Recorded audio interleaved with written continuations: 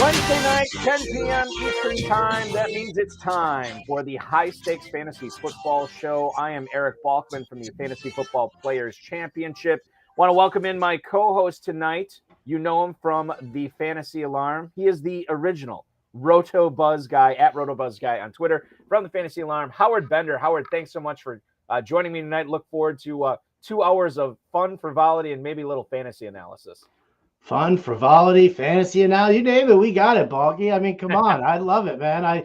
You come over, you chop it up with me over at the Fantasy Alarm Show on the regular. It's great to come back here now and get to sit and hang out with you in the analyst chair and just mix it up a little bit. Yeah, we'll mix it up. We'll try to help some people in the process. Coming up on tonight's show, the bye weeks have arrived. How are you preparing for your lineups going forward here in week 6? We're going to get into a little Washington Commanders, Chicago Bears football preview. Remember, we are less than 24 hours away from the start of week 6 in the NFL. We'll hit the waiver wire. I know I spent most of my afternoon and evening placing my waivers in all my leagues, and we'll find out who I got coming up later tonight at midnight in most of those leagues. But we'll try to help you out if there are still some players out there on the waiver wire that can make a difference for you, not only this week, but next week as well and going forward. We might get into some trade analysis. We don't do it a whole lot on this show, but obviously with the fantasy trade deadline approaching in a lot of leagues, we'll try to help you out there. Who's a buy, who's a sell. And we'll be doing a bunch of start-sit questions throughout the evening tonight. As a reminder, the FFPC does have its weekly challenge for week 6 up. If you're not familiar, there's no draft, there's no salary cap. Just choose 10 players if you're playing the slim format without the kickers and defenses, or 12 players if you want to play in the classic format with kickers and defenses. And you can only pick one player per team. You can pay $35 as an entry fee or $200. And actually, there is a 10-team format for $200, and the winner will take all being a 2023 FFPC main event entry, and that will allow you to compete for $1 million grand prize next year. I'd be remiss if I did not tell you the most important thing that we want to do tonight, and that is to invite you to make sure that you are downloading the Bettor Sports Network app so you can be a part of our live talk shows. You can call in, you can chat, enter contests just with the push of the button. The Bettor Sports Network app available in the App Store as well as Google Play. Tell your friends to download it as well. That way you can join in the show and participate in all the giveaways we have going on all the shows throughout the week here on the Bettor Sports Network. All right, so Howard Bender, want to talk about the latest goings on. And one of the things I usually like to lead off the show with is all the stuff that happened after we put the rundown together, which is always fun. Throw the curveballs right away early in the count. The Rams had a practice today. No Tyler Higbee, no Cooper Kupp. It sounds like this is just rest days. I'm not necessarily concerned with Kupp. I think the bigger concern is Higbee here. I'm of the belief here to take Sean McVay at his word. And for my Tyler Higbee teams, where he's like basically been a top 5 tight end, all season, a guy who I think he's leading the league in tight end targets and catches right now in Tyler Higbee. So obviously this has some people concerned. This is where we can invite you to kind of soothe those Higbee owners and say, it's going to be okay. It's just a rest day. Or are you concerned, Howard? No, I'm not concerned. It's going to be okay, everybody. Don't worry so much. It's Wednesday. Wednesday is notorious for a Veterans Day off. Guys who are banged up a little bit, they take the day off. I'm actually, when I look at Wednesday injury reports and practice reports, I look more for who's in and who did show up for practice as opposed to, who didn't show up. Now, I will take a double take at somebody like a Rashad Bateman who didn't show up, who wasn't available at practice today and missed last week. Then I get a little bit of concern in there. But for guys like Higbee, Kupp, no, I'm not worried about them at all. Take the Veterans Day off. Show me that practice report. Even if it's a limited session on Thursday, we're still pretty good with all of that. Yeah, I think I'm with you for the most part on that. I think you make a good point. The Bateman situation is certainly one that I would be paying attention to. I always get excited when those guys who missed the previous week are already practicing on Wednesday. Yeah. That is always a great, that's like, Christmas for some of my teams on that standpoint. Daniel Popper on Twitter, who covers the Chargers, actually tweeted out today that Brandon Staley said that Keenan Allen is still day-to-day. Now, I normally wouldn't bring this up because it's early in the week, but the Chargers, it's a tricky situation for fantasy owners this week because they don't play until Monday Night Football when they host the Denver Broncos. And I know there are teams out there. I think my Keenan Allen teams, a good number of them, I have Josh Palmer. So, okay, that's an easy fix, right? You put Palmer in there if Allen can't play on Monday Night Football. But for other owners, I think at this point, because Allen has missed so much time, and obviously you're going to have to start setting lineups tomorrow with the Commanders and Bears, I think you have to sort of plan on Allen not being there. And it's a happy surprise if he is. But certainly I'm not counting on Keenan Allen again for week 6. I got to see something first. And I just haven't seen it from Allen yet. Yeah. And anytime that you have a guy on Monday Night Football, right? If you don't have a pivot from that game, if you don't have like a Josh Palmer or, take your pick, Gerald Everett, if you don't have a pivot away from it, then you have to use your other guys who you know are going to play. And that is a shame because, Keenan Allen, I've got him in a ton of spots, and it's just, he's just sitting there nursing on a spot on my bench. I'll say this. It is Keenan Allen. It's still Justin Herbert. It's still Joe Lombardi's offense. You want to talk about a buy low? Yeah, I'll take all the shares of Keenan Allen because I'm not missing him right now. I'm doing just fine in my leagues. And when all of a sudden he starts, getting his usual run of targets, that's Christmas. It's a special thing, right? Because I know there was one league I drafted this year, and I think it was what I thought was my best 0 RB team, where I think Allen was my 3rd or 4th receiver. I like Diggs and Waddle and Allen and Amon-Ra St. Brown. I was very excited about that team. And Allen's injury has really, pun intended, hamstrung the potential for that team going forward. And it's been a little bit frustrating, but I'd love to see him back. So let's get into the buys here for a second, Howard. No Amon-Ra St. Brown, no DeAndre Swift, no TJ Hawkinson, obviously for fantasy owners. I actually had to make some pivots on my Jared Goff teams. I picked up Jared Goff when Dak Prescott went down early in the season, and it's been great having Goff on my teams, but I can't believe I'm saying this. I actually went out of my way to try to keep him rostered on a lot of these teams, single quarterback leagues, obviously, where I'm not going to have his services this week.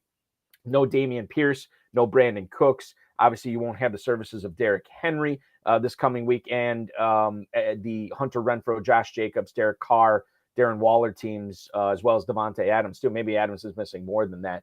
But I think as the bye weeks hit here, this is where it's important to understand you do have to churn through a good part of your, that lower fifth of your roster where you're trying to figure out how you can put out a competitive lineup in all your leagues. And I think that's always the challenge. What's been sort of the best advice that you have been able to give fantasy owners when it comes to these weeks where the bye weeks start, where you don't want to necessarily let go of certain guys, but you sort of have to. I never like to take a zero, even if it's kicker, tight end, anything like that.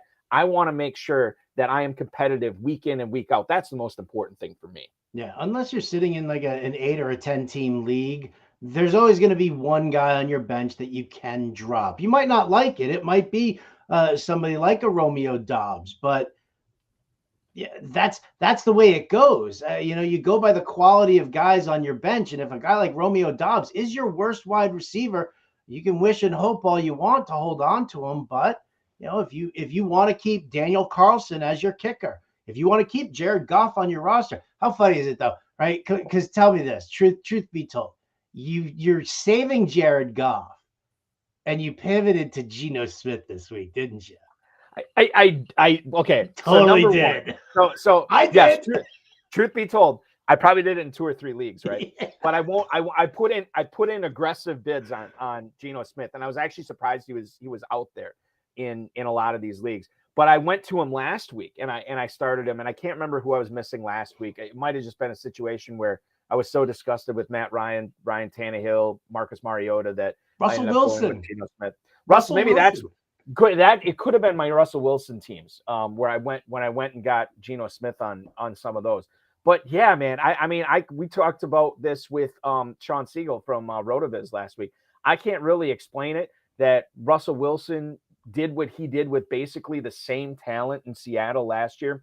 And now look what Geno Smith's doing this year, leading the league in completion percentage, throwing touchdowns like it's a bodily function, piling up the yardage. It's been unbelievable so far this year. I'm not ready to say Geno Smith's a league winner, Howard, but he's getting the Goff treatment for me. after I have my bye week issues solved for each of my teams, where I ended up picking up Goff and Geno Smith, I'm still trying to find a way to keep those guys around. I think you have to. I think you have to also. I mean, the ceiling for Goff, and I've had this conversation with a number of people. The ceiling for Goff at this point, listen, forget it.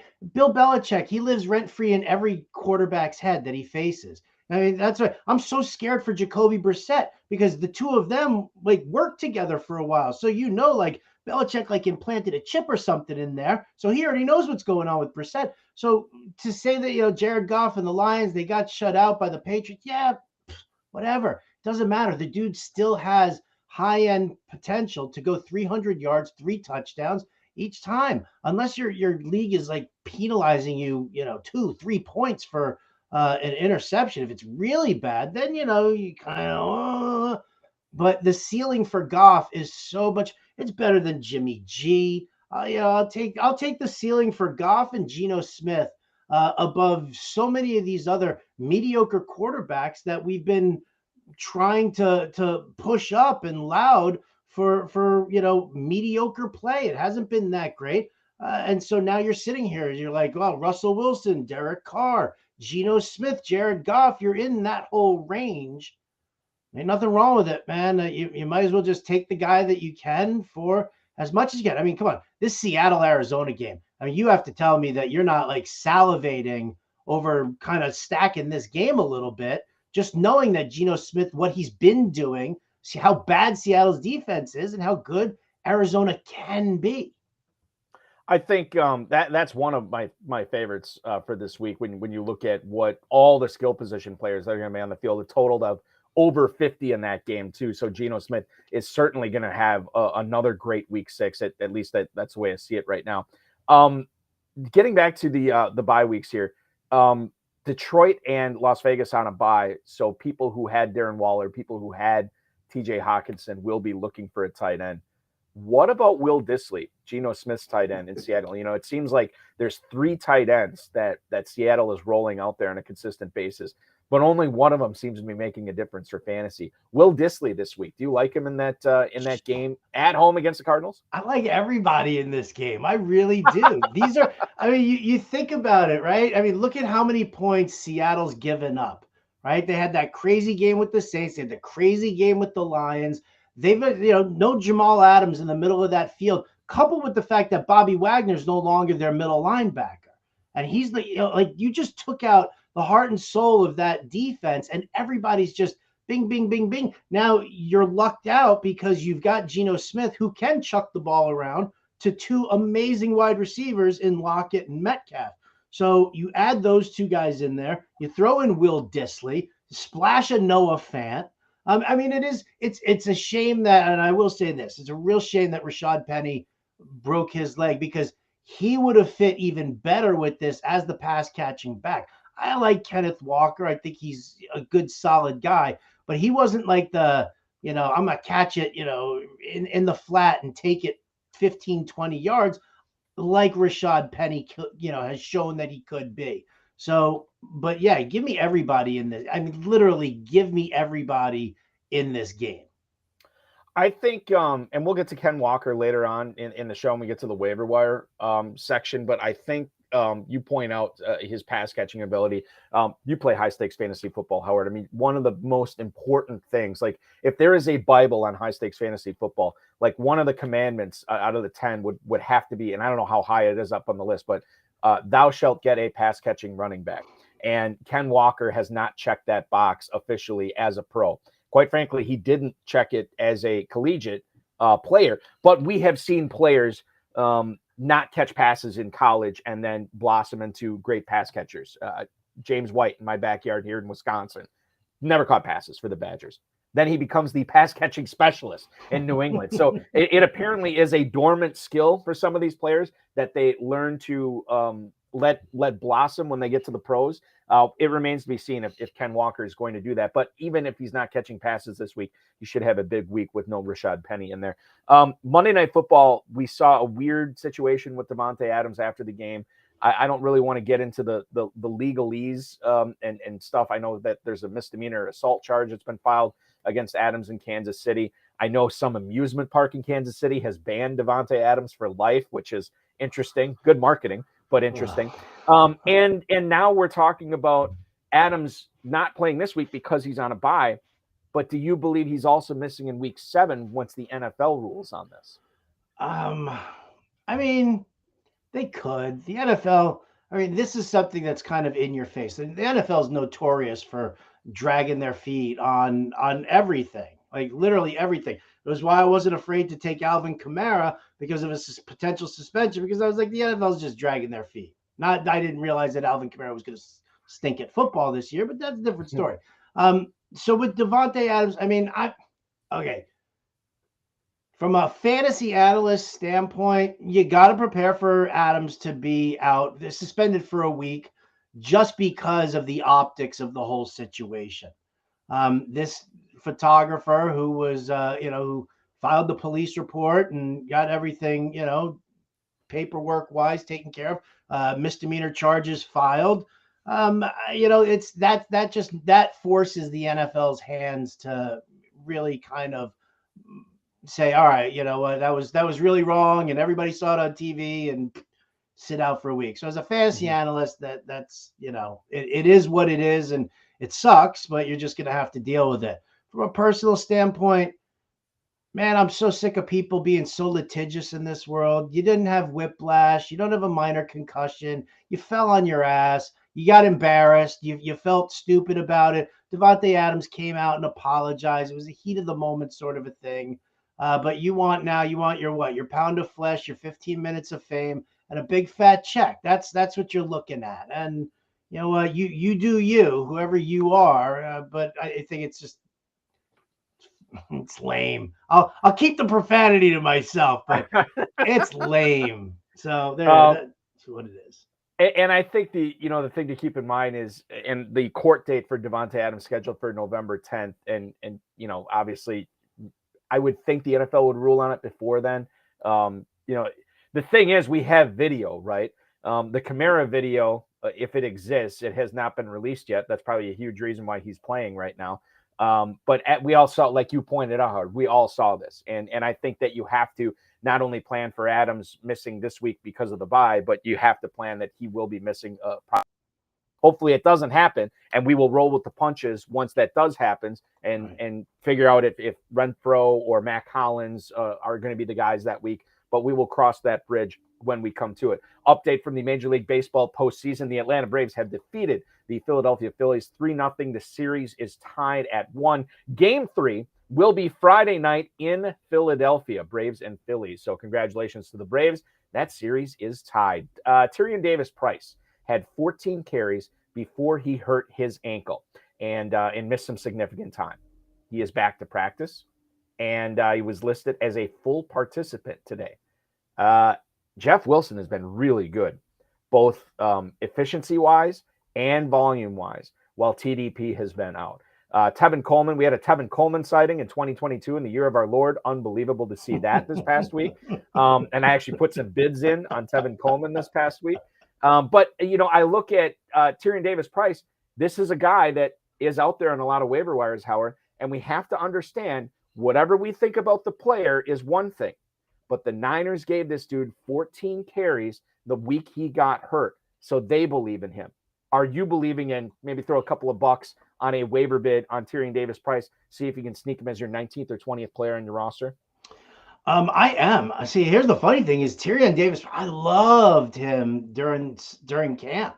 I really did. I saw a lot of potential in him. And I said, here's a kid who really fits the mold of a Kyle Shanahan running back. He can take it between the tackles. He can catch passes. He can beat. He's got enough speed. He doesn't have breakaway blinding speed, but he's got enough speed that he can get to the edge before the edge rusher and turn that corner upfield. So I'm a huge fan. It really, I got to be honest with you, the whole news, everything, it put me in a bind in one of my big money leagues, because I was like, man, I need to drop somebody, because I need to pick up an extra body for a flex to cover some stuff. And I was like, well, who am I going to drop from my roster? And now I'm like, well, it can't be Tyrion Davis-Price. That dude's staying with me. And he's been sitting on my bench just waiting for a moment like this. So, Shanahan loves to rotate in those running backs, and Jeff Wilson has done well.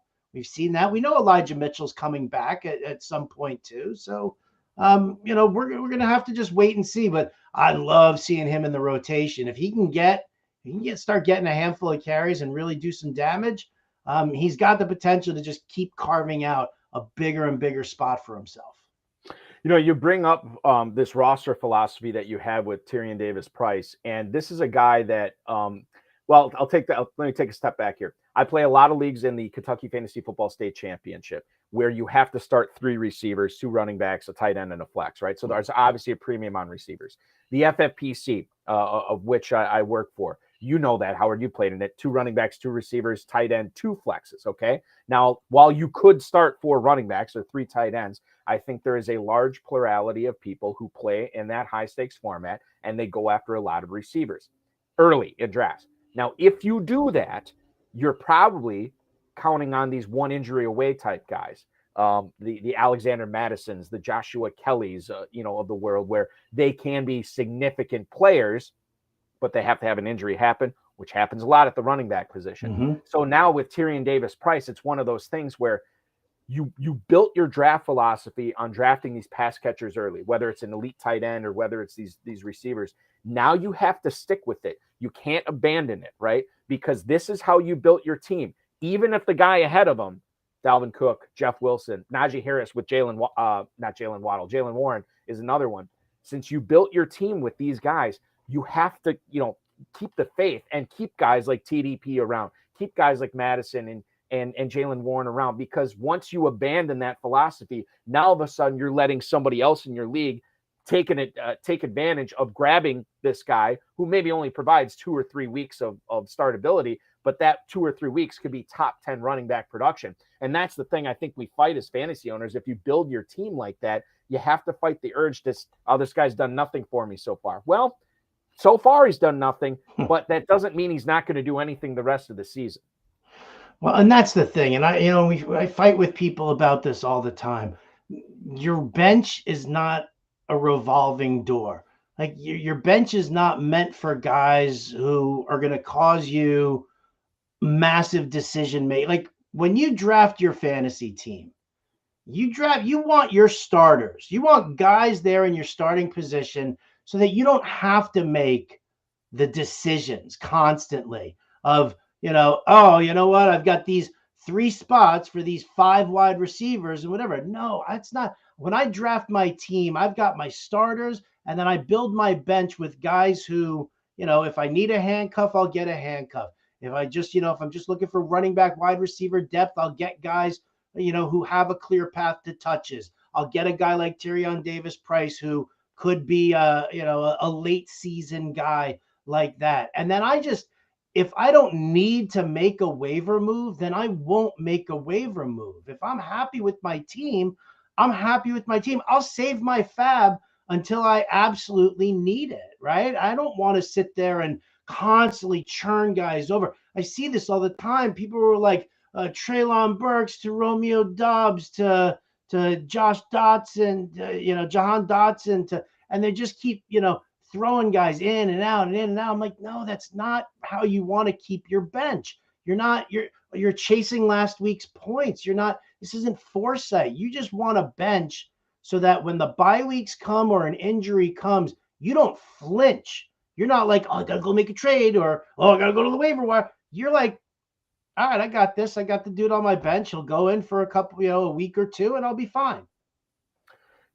On the High Stakes Fantasy Football Hour show that I host on Friday nights, we have FFPC players, high stakes players come on, and I always try to get guests when I'm booking guests. I'm always trying to get the people that are at the top of the leaderboards. And one of the things I've noticed towards the end of the season, during the league playoffs, during the championship round, that 3-week sprint, and the people we're having on, I look at their rosters, Howard, and their depth maybe isn't all the greatest thing in the world, but by hook or by crook, the stars have aligned and they get to that position right late in the season. I'm like, God, how did they do this without depth? And then I realized, if you're keeping a lot of these players on your team, the one injury away running back type guys where you're not churning through your roster big time every week, maybe making an ad here or there, maybe not making any ads at all. It's easier to set your lineup on a weekly basis because the lineup sort of sets itself. You're not making I can't remember how many times I've had people complain to me, if I just would have started this guy over that guy, I would have won, $100,000, $500,000, whatever it is. It happens all the time. And I think that as good as high stakes players are, as talented as a guy like you are at fantasy football, one of the things that is just really, really difficult to do on a weekly basis in fantasy football is start the right lineup, start the optimal lineup every week. It is really tough to do unless your depth on your roster, your bench, is filled with players that you are only starting under the most optimal of circumstances, which I think you're alluding to here.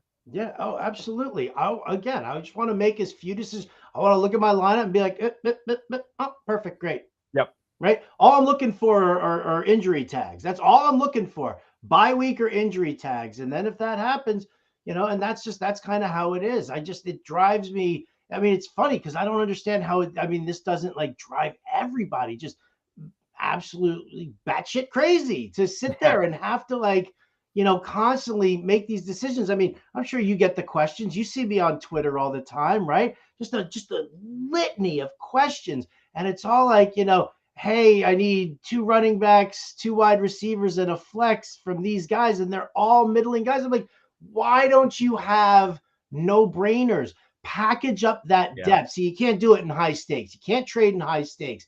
And that's one of the reasons why you want to build a bench that protects yourself, that you don't have to, constantly churn guys over and over again.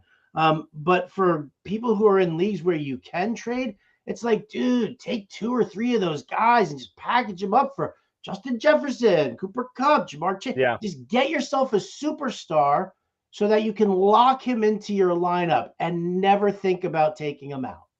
I think you're making some good points here. And when we get to the fantasy trade deadline segment, I have some thoughts on that, about the types of trades you should be looking to make. You just hit on a couple of there for sure. We're up against it, but I do want to get a couple of start sits in here before the break. Let's assume full PPR for all these, Howard. A.J. Dillon visits your New York Jets this week. Oh, actually, he's not. Your New York Jets are coming to Lambeau Field to visit A.J. Dillon. Would you play him? Or would you play Travis Etienne, who hits the road against Indianapolis? Hard for me to trust Etienne right now, but Dillon's been underwhelming too. Dillon has definitely been underwhelming. It's been disappointing because he was getting, until last week, he was getting the carries. He was getting 12 carries, 14 carries, 16 carries. And you're like, well, do something with it. And he just really hasn't been able to. I don't know if it's just the fact that he just needs volume to build momentum and get it going, but he's definitely not getting that behind Aaron Jones. I'll look at Etienne. Now, a lot of people are freaking out that Travis Etienne has played more snaps than James Robinson over the last 2 weeks, but you have to take a look at what the scenario is. Against the Eagles and trying to play catch up, yeah, you're going to have Etienne on the field more than Robinson because you're in passing mode, and Etienne's supposedly your pass catch and running back. Last week, same thing with Houston. This week, we turn around. It's a different matchup here against the Colts, but DeForest Buckner in the middle. If Shaq Leonard plays, I know he's waiting to hear if he clears concussion protocol. But I'll go with Etienne here as the potential pass catching back and get those points in PPR, just because Dillon really hasn't done it. I'm totally agreeing with you here with Etienne. I always break ties in favor of the pass catcher. I know Dillon has shown that he can catch passes, but for whatever reason, he's not catching a lot of them. It's like the old Moneyball line. Well, if he's a good pass catcher, why doesn't he catch passes? Right. Which I'm bending the Moneyball line a little bit there. But I think, you make I thought the London game against the Giants, this was perfectly set up for Dillon, an old grind him out type thing where you're killing the clock with your running game in the second half against the Giants. And it was the exact opposite. The Packers didn't seem like they wanted their offense on the field at all and decided to throw a bunch and forget the run. I'm not trusting Dillon right now. I think Etienne's the guy because he is the pass catcher. How about some Moore action? DJ Moore versus Rondell Moore. They're both on the road this week. DJ Moore goes to the Rams and facing Jalen Ramsey. Rondell Moore goes to Seattle. He had a good outing last week, actually. Got a lot of volume, had like 7 catches, I think. So I would lean towards him. especially given what you said earlier about the Cardinals and Seahawks, man. Just play everybody in that game. And DJ Moore, yeah, he was more involved this past week, but he gets Ramsey this week, and he has given us much more evidence to sit him thus far this season than to start him. Yeah, I am 100% on board with utilizing Rondell Moore. It's a great spot. I'm not worried about Arizona receivers until Hopkins comes back, which is next week. So let's have a nice little party there. You got Rondell Moore, you get Marquise Hollywood Brown, Zach Ertz will get his. So yeah, I mean, listen, I'm not out on DJ Moore. I want to see what kind of offense Steve Wilks implements and how they do it, because you also know that DJ Moore, incredibly talented wide receiver, squeaky wheel always gets the grease in the NFL, and he's been like teetering on, like he hasn't been trashing and complaining about it publicly. He's always kind of like held back a little bit, you feel, and for that I think that he gets rewarded. I mean, if he's an option for you this week, I'm fine with that. Not in comparison to Rondell Moore, though. PJ Walker will probably get the start for Carolina this week with Baker Mayfield out. Certainly can't get any worse for Carolina's offense at this point. So hopefully Walker is the spark that they need. We'll see. Getting rid of Baker, that's addition by subtraction, baby. Addition by subtraction. That's a good point. Your Jets, get back to them here. Tyler Conklin this week at the Packers. Taysom Hill, who was unbelievable for anybody who played him last week. Taysom Hill, I think he missed practice today with a rib issue. Doesn't sound like it's serious, but he is going to be at home against the Bengals this week. If you can play Taysom Hill at tight end, are you playing him over Conklin, Howard? Yeah, you saw Conklin lose those targets when Zach Wilson came back. Zach's trying to figure out who he gels with nicer. Is it Corey Davis? Is it Garrett Wilson? Is it Elijah Moore again? And because of that, Conklin saw fewer targets. Here's the thing with the tight end position, and it's kind of funny because I did something about this on the Fantasy Alarm show today. And I also, my article in the New York Post is basically, I said, it's fantasy YOLO. Get Taysom Hill, because the tight end position is so trashy. It's so gross. It's so grimy. If you don't have Kelsey or Andrews, forget it. It doesn't matter who you have, right? I mean, we're sitting here, splitting hairs. Is it Tunyon? Is it Logan Thomas? Do I use Will Dissly? How about Jawan Johnson? Is he going to be a sleeper? Like, everybody's climbing and clawing through this disgusting muck at tight end that you might as well just put Taysom Hill in there. You'll get a couple of zeros or a couple of garbage games out of it for sure, but you'll also hit just as much as any of these other half-assed garbage, stinking, hot trash tight ends are out there. Make a good point here, because now Taysom Hill this past game was involved on less than 30% of the Saints' offensive snaps, and you say, well, that's not really a good volume metric to go by. Are we really going to expect that he's going to be able to do this again in less than 30% of snaps? Well, look what he did on a limited volume last week. We'll get into the next segment. We'll get into all the injuries the Saints have in the receiving core, and it's going to be tough for the Saints to keep him on the field for less than 30% of the snaps, as we're going forward here. When you are comparing him to Travis Kelce and Mark Andrews, Howard, to your point, yes, Kelce and Andrews for sure. If you're comparing him to everybody else, there is certainly a YOLO aspect to it. I don't think you're missing out on much.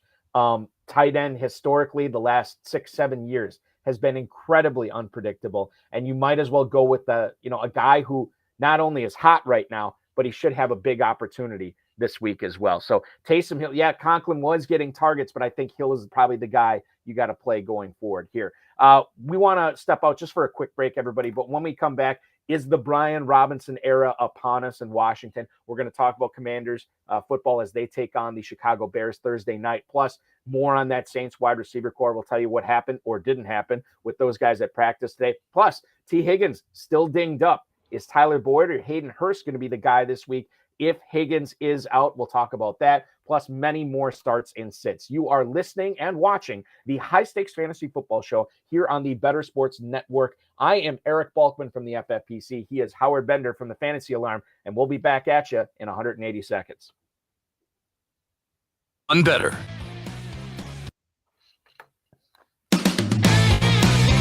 Bettor Sports Live with Rick Kamla. He went to Denver to swindle a desperate franchise out of $250 million. That's what Russell Wilson did. He went to Denver in the great state of Colorado and bamboozled them all, including me. And now he is just bilking $250 million from these people. These poor people, they don't deserve this. Totally on board with the decision to bring on Russell Wilson. Totally on board. I don't regret it to this day. Absolutely the right move. Bold, aggressive move, make a big trade, pay him all the money, bring him in. Now you're in the Super Bowl fast lane. Let's go giddy up Peyton Manning style. Russ is the one who has not held up his end of the bargain. This is on him, and I am looking at him completely differently right now. The Playbook with Fensty and Ronis. Weekdays at 5 Eastern. I wasn't going to mention it. I wasn't going to bring anything up. Granted, slowly to third. Manny charges his. Now plays the hop. Throw to first is in time. And the Padres have not only captured the moment, they have captured the wild card series. Really sucks when it comes to our New York Mets. They lost. Joe Musgrove's ears were pretty shiny, but whatever. They found nothing wrong, and just like that, 101 wins out the window. Yeah, I mean, disappointing performance to end the season. They played their worst baseball over the last month. They didn't do much at the trade deadline, which came back to hurt them all year. I said it was imperative that they win the division because of what happened. You put yourself in a 3-game series now where, you run into a team with good starting pitching like the Padres with Yu Darvish and Musgrove dominating, and this is what happened. So definitely a disappointing season, at least the end to the season, and they didn't come through when they needed to. They needed one win in Atlanta in the 3-game series. They didn't get it, and they showed up Saturday and did not show up at all last night. Just one hit, just really bad, man. So I want my refund for the divisional round because I did get tickets. And then they tell you, oh, you're not going to get your refund until 3 to 4 weeks after the conclusion of the postseason. Really? 2 months? Come on, give me my money now. You're not playing it. Give me my money back. Maybe they have net 60 or something. No, man, just give me my money. You're not playing. I want my money back. Yeah, don't worry. Shouldn't have to wait. You'll win it back with your fantasy basketball league anyway, Ronis. We know how it goes, okay? We know how it goes. Bettor Sports Network is betting, fantasy, collectibles. It's sports talk done better.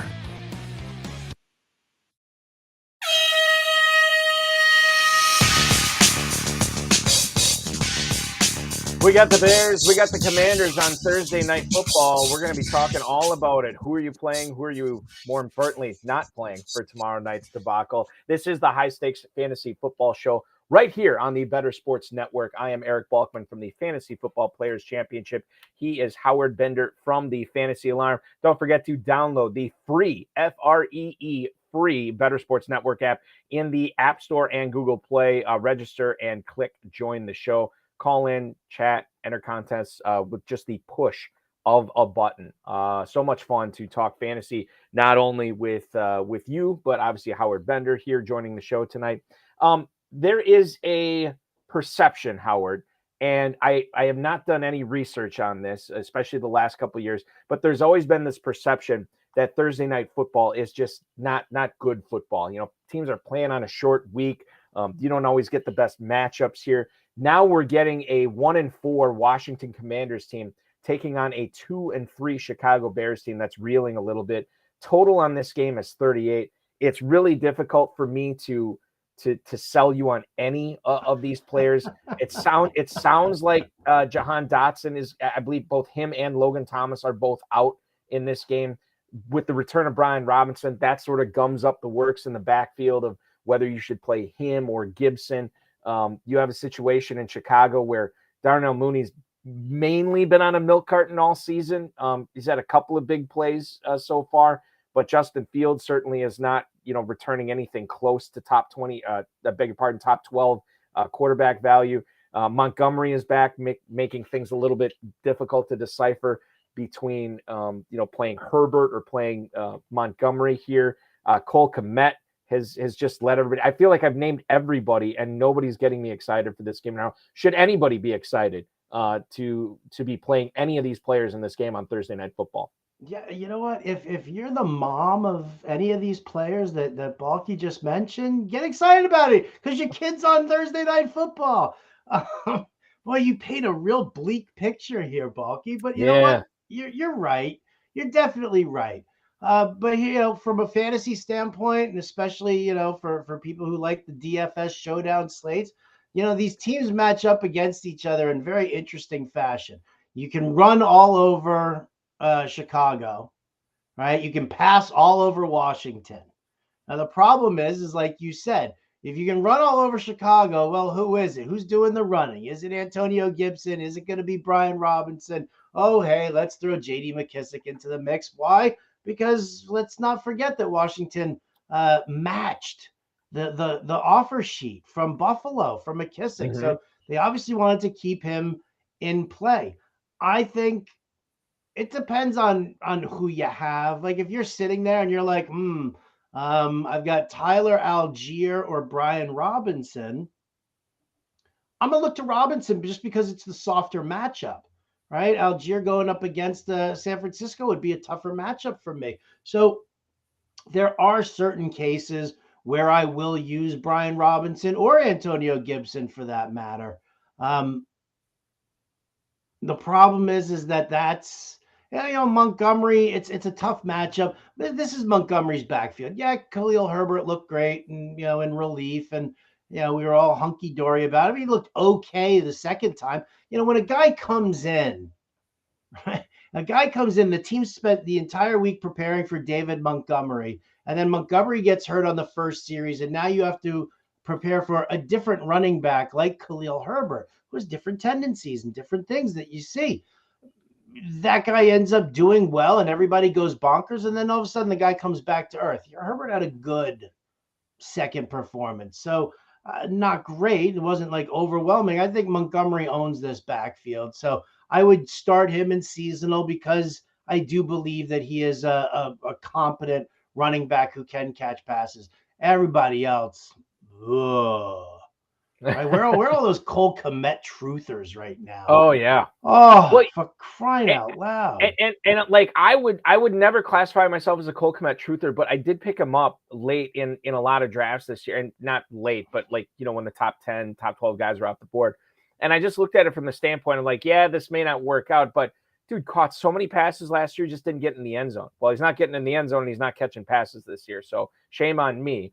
Because I've had to look elsewhere for my tight end, starting tight end on a lot of teams that I had Kmet on. And I replaced him actually with Logan Thomas a couple of weeks ago. That has not worked out either. So I really am back to square one there. Maybe Taysom Hill. I'll get lucky. Get yourself some Will Dissly. Dissly is I already rostered in a bunch of my leagues by me for sure. So I'm definitely a fan. For all you Padres fans out there, Jerks and Profar has singled. Padres have taken the lead 4-3 in the 6th inning over the Los Angeles Dodgers. There is your Major League Baseball postseason update here on the High Stakes Fantasy Football Show. Eric Balkman, Howard Bender. You believe the Brian Robinson thing starts already this coming week to the point where you'd be starting him over Gibson, over McKissick? You do believe that we're going to see the change happen live? The revolution is televised on Thursday Night Football, Howard? I think yes, I do. Because here's the thing. Dude got shot, right? Mm-hmm. Couple of times. Multiple times. Right? Couple of times he got shot. I don't care. Yes, if you're going to get shot in the ass. It's a blessing. But the dude also got shot in the knee and it went straight through and it did no structural damage. The dude is living a charmed life. He was great, right? We knew exactly why he was drafted by Washington, right? We're all like, oh God, Antonio Gibson, this is just a complete waste because they draft Brian Robinson, who profiles much better as an early down back, a little bit more of a bruiser than Antonio Gibson, and you expect him to get the early down work. He performed beautifully during the during the preseason. Had he not gotten shot, he would have been that guy week 1, first and second down. If they're going to be running it, they're running it with Brian Robinson. Why ease him in right now? You're going up against a team that's giving up, I think, the most or second most rushing yards per game, right? They've given up half a dozen rushing touchdowns already. So why not? Like, why you have him? You've been sitting there on your bench. It always depends on who you're starting him over. Right. Right. I mean, if he's your RB5 or your RB4, well, then you're probably not using him this week anyway, unless you're one of those people who like goes crazy with matchups and doesn't have set guys in your lineup. So this is for starting Brian Robinson is for the guy who lost Jonathan Taylor and also somehow ended up drafting Devonte Williams also. And now you're patching it up with Kenneth Walker or, Eno Benjamin or, whatever it is. So all of a sudden Robinson's got a little bit of value. Well, and think about, and we talked about this at the top of the show. No DeAndre Swift this week. He's on bye. Josh Jacobs is on a bye. Derrick Henry is on a bye. Damian Pierce is on a bye. So maybe you're already hurting with bye weeks. I mean, you easily have at least 2 of those running backs, and Robinson would make some sense there. To Howard's point, last week, 9 carries for 22 yards. The only other guy to get carries for Washington was Antonio Gibson, and he only got 3 of them, and he only turned 6 yards out of it. Now, Robinson's first carry, reminder, 9-yard rush that was called back because of a holding penalty. I saw the video of him. This is a couple of weeks ago where he's doing the little, I don't know what you call it, the drill where you're toe tapping, through the little grid on the ground. And he didn't. Agility thing. Yeah, exactly. Yeah. And like sort of like pro football hopscotch, essentially, is what he was doing. And he had the knee wrapped, and I'm like, oh, God, yeah, he doesn't look like he's ready to come back anytime soon. But then I watched him when he actually played. And he looked just as quick, if not quicker, than Antonio Gibson out there. I don't think he was slowed at all. So, and I would say this, the last week of August, I noticed in the FFPC, both in the main event, the Football Guys Players Championship, you saw a switch of where, Gibson was consistently up here in drafts. Robinson was always down here. And then they got closer and closer and closer. And then I would say, like, in that last week of August, then they flipped. And then all of a sudden, Robinson was going up, and he was creating some distance between him and Gibson. And then just as he did that, then we got the news on Sunday night that he was shot, and then it flipped back again to Gibson, obviously. But yeah, I'm rooting for Brian Robinson. I want him to do well. I mean, he could be the comeback player of the year without even playing in the NFL the previous year. Think about that. That would be crazy. That you know what? If they gave him that award, that would be the most amazing thing to see it. Yeah, that would be amazing. Now it would be amazing to see all 3 of the Saints starting receivers out there this week, because I don't think it's going to happen. If you look at now, and you alluded to this earlier, obviously, where you have a situation where it is Wednesday. We don't like to get wrapped up in Wednesday injury reports, but this is something significant. Michael Thomas, he has the toe injury. He didn't practice today. Jarvis Landry has the ankle injury. He didn't practice today. And Chris Olave, I believe, is in the concussion protocol as well. He did not practice today. So let's wide scope this thing. If none of these guys go, Howard, is it just Taysom Hill that you're rolling out there as far as Saints, and obviously Alvin Kamara, as far as Saints skill position guys go? Or is there some value in picking up Tre'Quan Smith or Marquez Callaway here? I mean, you kind of have to if these guys are going to play. First of all, I hope Chris Olave sits out this week. I hope he doesn't clear concussion protocol, because I was watching that, as it was happening, and it was like made me nauseous. I was like, oh, I'm glad you guys gave him the touchdown, because losing consciousness on the field should not be, charged a fumble for it, especially when your head gets slammed down. You know what? I like the idea. I would like it more if it were Jameis Winston under center. And I know that he wasn't back at practice, but we're still kind of waiting and seeing what's going on with Winston. I would be more comfortable if Winston was the quarterback in looking at a Callaway or a Tre'Quan Smith. Wouldn't bother me in the least. Who knows? Patriots released Lil Jordan Humphrey, maybe a little homecoming for him. But yeah, it's gross, it's grimy, and it's going up against a good solid Cincinnati Bengals pass defense. So I don't have much love. Again, it's picking up Taysom Hill and let that man rush for 7 touchdowns in a game, please. That would be great. Who Day taking on Who Dat this week with the Cincinnati Bengals and the New Orleans Saints in the Bayou. That will be an interesting game to follow. And I kind of, selfishly, yeah, I'd like Olave to be out there, but I think you're right. I think he just, just from a standpoint of wanting to have this guy have a long, successful career, you want to make sure that he is totally back, totally right, and ready to go in week 7, maybe rather than week 6. Speaking of the Bengals this week, T. Higgins, I believe, and I'm trying to pull up the practice report right now, but I believe he was held out by Zach Taylor today at practice. Yeah, he has the ankle injury. Now, if you remember back to last week's game against the Ravens, Zach Taylor said that he could have come back in the second half. He did not. He is not playing this week. Now, my personal opinion is I'm going to play T. Higgins if he's active this week. Mm-hmm. If he is not, Howard, are we expecting another Hayden Hurst breakout type game? Tight end premium leagues like the FFPC, Hayden Hurst had a 20-plus performance last week, 20-point-plus performance last week. Or is it Tyler Boyd? Do we see more of Tyler Boyd this week? Could it be both? Look into the Bender crystal ball here. If no Higgins for Cincinnati, what are we doing with Boyd? What are we doing with Hurst? We're starting both. Of course we're starting both.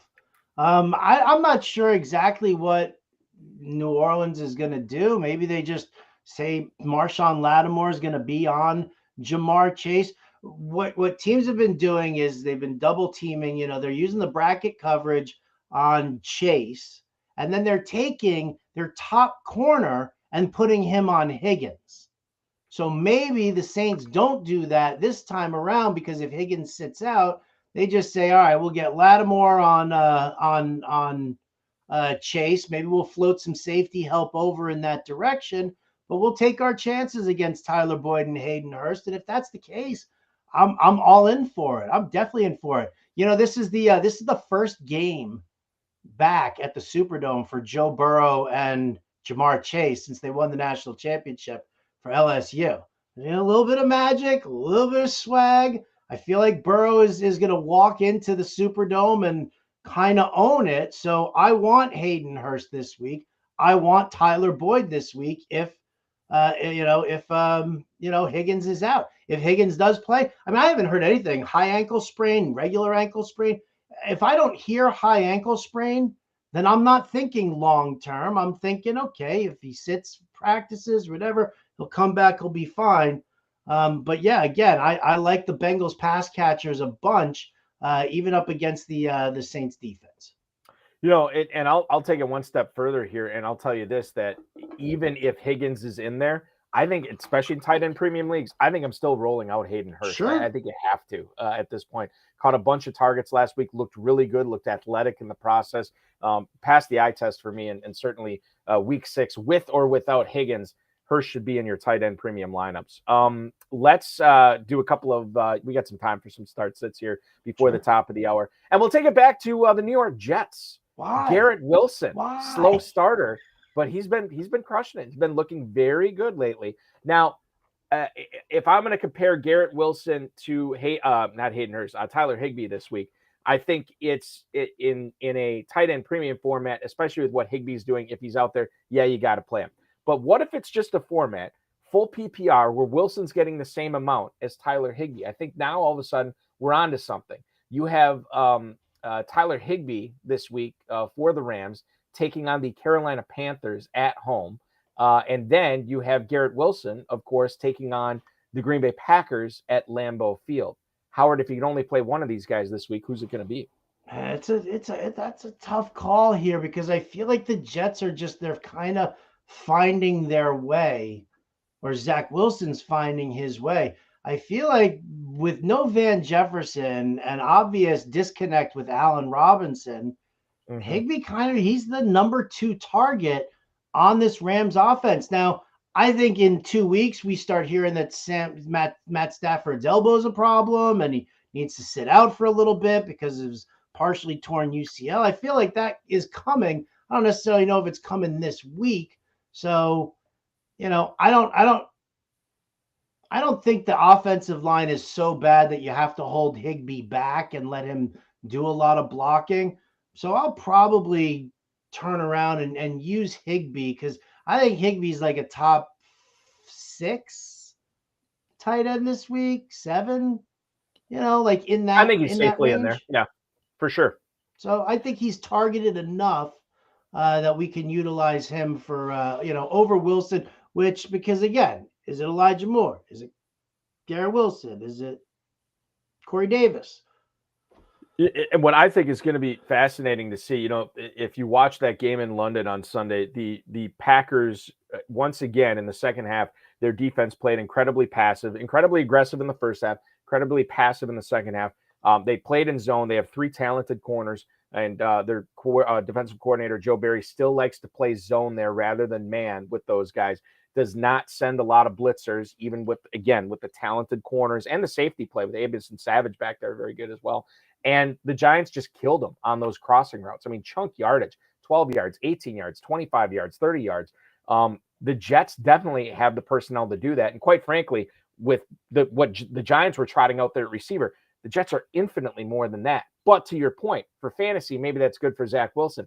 Is it good for Moore? Maybe. Is it good for Davis? Maybe. Is it good for Wilson? Maybe. We just don't know when it comes to those guys. But I'm going to be fascinated to see how the Jets and Packers square off when the Jets are on the field. One of our listeners here viewers here in the Better Sports Network app, Jolin, he wants to know, Richie James, what are your thoughts on him? He needs a receiver. He is the best option on the waiver wire. I have been saying that most of the season that it's going to be Kadarius. I was never a Kenny Golladay guy. I believe that the Giants receiver to own this year was either going to be Rondell Robinson or it was going to be Kadarius Toney. So I didn't pick up Richie James in any of my leagues. And I am still waiting for Rondell Robinson or Kadarius Toney to get healthy and take over that number 1 receiver job. It hasn't happened yet, Howard. Is Richie James worth a pickup this week? Because he was getting some serious targets early on in the season for New York. And what's happened, right? All of a sudden, you've got David Sills, and Darius Slayton are suddenly getting targets and taking snaps away. And Brian Daboll has pretty much turned around and said that I'm playing the guys who are out there putting out that effort and really giving me everything that they've got. And to me, that means that he's seeing a lot from Sills and he's seeing something from Slayton now that he isn't seeing in Richie James. Yeah, I remember was it 2 weeks ago, 3 weeks ago, where Richie James was the DFS darling. He was going to be the free square in your cash lineups. And what was he? I think he got one pass thrown to him and he caught it, made a football move and fumbled it, and then didn't touch the ball the rest of the time. So I'm not a Richie James guy. If I'm gonna, I can't. If that's really the best wide receiver on the waiver wire, well, man, that's rough. Because I would pivot to Sills or Slayton before I stuck it out with Richie James again. Yeah, I'm totally with you on that. And I think Jolin is playing in a deeper league because his other question is he needs a running back. And the best availables are Myles Gaskin, Kyle Juszczyk, or Tevin Coleman. And I think I alluded to this earlier in the show. I didn't put all those guys are available in pretty much all my leagues. And the only guy I put a bid on those out of those 3 was Tevin Coleman. Death taxes and every 49ers running back being relevant at some point of the season. And maybe Tevin Coleman already had his moment in the sun in week 5, but I don't really foresee a situation where I'm going to be deploying Kyle Juszczyk or Myles Gaskin. But I could see a situation where the stars align and Tevin Coleman is in my lineup. So that's probably what I'd be doing. It's a super flex, full point PPR, 12-team, very deep league. Howard, I'm going with Coleman over Juszczyk and Myles Gaskin. Oh, I'm on the ride with you here, man. 100%. There's no chance I'm using anybody except Tevin Coleman out of that. And I'm hoping for touches and targets. We know that, right. Shanahan brought him back. Coleman, I think a lot of people forget, Coleman was with Shanahan in Atlanta, right? And then Shanahan went, and then he brought him over to San Francisco. He's going to rotate him in because he doesn't have guys he doesn't want to lose Wilson, so he wants to spell Wilson at times. He still doesn't want to fully commit to giving Debo that many carries. And Shanahan has always been a rotate the running back sort of a thing. Tyrion Davis-Price coming back hurts Coleman's chances, but Coleman knows the playbook. Coleman knows exactly what Shanahan wants. And a coach will always go back to a guy who he's comfortable with, who he knows what he wants. Yeah, Tevin Coleman probably already being groomed for his assistant head coaching position with the San Francisco 49ers when and if he ever does hang it up. I'm sure Kyle Shanahan would like to keep him on staff there. Another starter sit here, Aaron Rodgers against the New York Jets, or Russell Wilson this week. Russell Wilson on Monday Night Football going to Los Angeles to take on the Chargers. This looked very exciting to have both these guys in the roster at the start of the season. Maybe not so much anymore. I can't trust the Broncos offense. I can't trust the Russell Wilson shoulder. Now, Aaron Rodgers got banged up on that Hail Mary attempt at the end of the Packers-Giants game on Sunday. He sat out practice with a thumb issue today. Matt LaFleur is saying he doesn't think it's going to be a serious thing and he's going to be ready for game day. So I'm still going to roll with Rodgers. If you watch the game film, and a lot of the Packers analysts I've talked to have said, if you watch the game film, while the Packers had a really poor offensive performance in the second half, you can tell that they are this close to really be clicking as far as that passing offense goes. So I think I'm going to go towards, even though Green Bay does not have the weapons that Denver does on the perimeter, I'm going to go with Aaron Rodgers here. I'm going with Aaron Rodgers as well. I've got him highlighted on my sheet. Same exact reasons that you're given. And just not to mention the fact that, I mean, Denver hasn't shown you anything, right? They haven't shown you, and Hackett hasn't shown you that he knows how to coach. Russell Wilson seems to be struggling with this offense. You watched last week's game. How many times did you see Russell Wilson throw it to the left when the receiver had turned and gone to the right? They're just not on the same page. So until I can see that they actually know what they're doing, I can't get excited with it. So I have to stick with Aaron Rodgers. We hope you are sticking with us for hour number 2 of the High Stakes Fantasy Football Show. We're going to get into it in just a couple of minutes.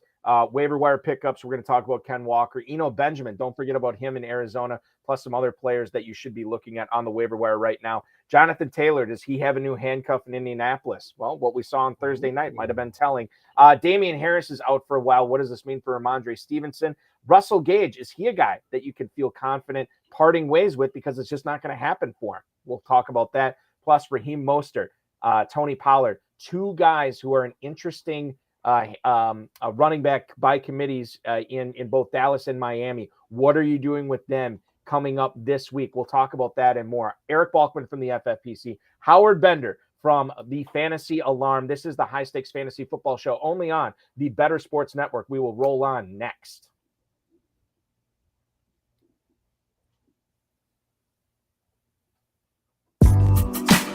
The Playbook with Fensty and Ronis, presented by FantasyAlarm.com. The only person, I've said this to you before, who I believe back then, of all those power hitters who truly was clean, Ken Griffey Jr. I mean, I think so when he got hurt. We'll never know that for sure either. No, dude. We've seen guys who were not big take substances.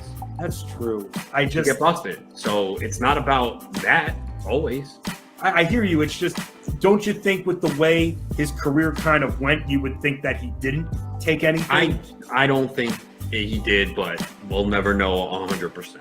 I'm going to keep telling myself that he didn't. The one pure player, I mean, he's my favorite baseball player of all time. In the 1990s, Ron, as a kid, as a 5-year-old kid who plays video games and collected cards, there was no one cooler than Ken Griffey Jr. I still wear my hat backwards because Ken Griffey Jr. did it and he looked really cool doing that, wearing a backwards baseball cap. Like, he made everything the guy did looked cool. Even the home run in the movie Little Big League, it's acting, it's all, I guess, fake, but even he made that look cool. I mean, Ken Griffey Jr., you're a little bit older than me, but in the 90s, was there besides Michael Jordan, was there a more loved athlete than Ken Griffey Jr.? Yeah, no, I love Griffey. He's one of my favorite players ever, from defensively to hitting his swing.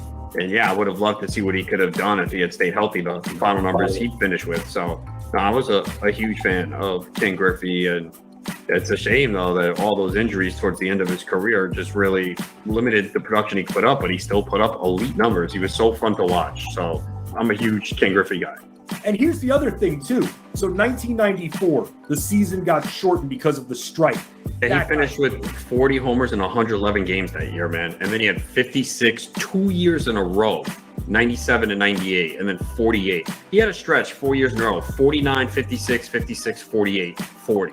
I mean, unbelievable. And then, yeah, once he hit like 31, he started to miss games, 111, 70, 53, 83. So think about that. All those years that he lost, and he still hit 630 home runs, man. Yep. So if he was clean, he would have been the all-time home run champion. Again, we're all guessing here, but you would think, all right, well, once he got into age 31, 32, that's when the body started breaking out, which is typical, right, for someone who's not using anything, whereas we saw Barry Bonds just get better with age, and we did not see that with Griffey. So look at 2001, where he's 31, he played on, look at the home runs decline, 8, 13, 20, 35, 27, 30, 18, 15 to his age 38 season. Even age 39 in 170 games, he had 19 home runs. So he probably would have definitely been the all-time home run leader had he been able to stay healthy. Bettor Sports Network.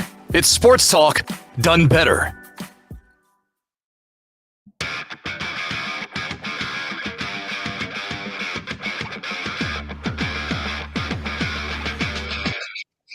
$11:05 in the Eastern Time Zone here as the High Stakes Fantasy Football Show rolls on, keeping you company all the way up until midnight tonight. Hey, I want to remind everybody, if you're not aware, got something exciting going on at the Bettor Sports Network, and it has everything to do with Jock Market. Jock Market offers live daily markets for sports that let you buy and sell shares of athletes in real time. Has a guaranteed payout at the end of the night. Download now using the promo code Playbook. You'll get 100% deposit match up to $100. Your first market will also be matched with. Beg your pardon. Will also be risk-free.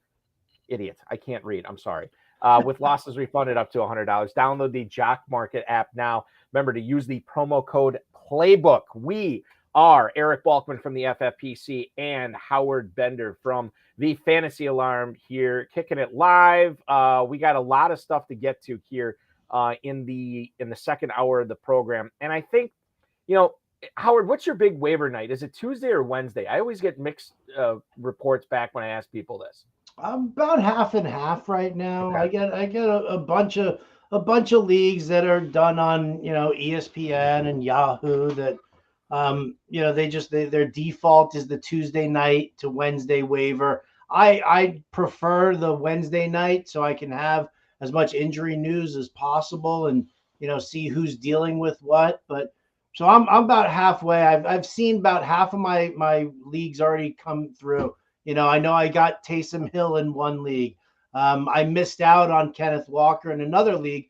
I'm in a league with where the bench is only 3 players. Mm-hmm. So you're obviously, churning through, and I lost Rashad Penny. I didn't have Kenneth Walker sitting on my bench as the handcuff because of that. And so I didn't have enough waiver priority for it. That's the league I got Brian Robinson in.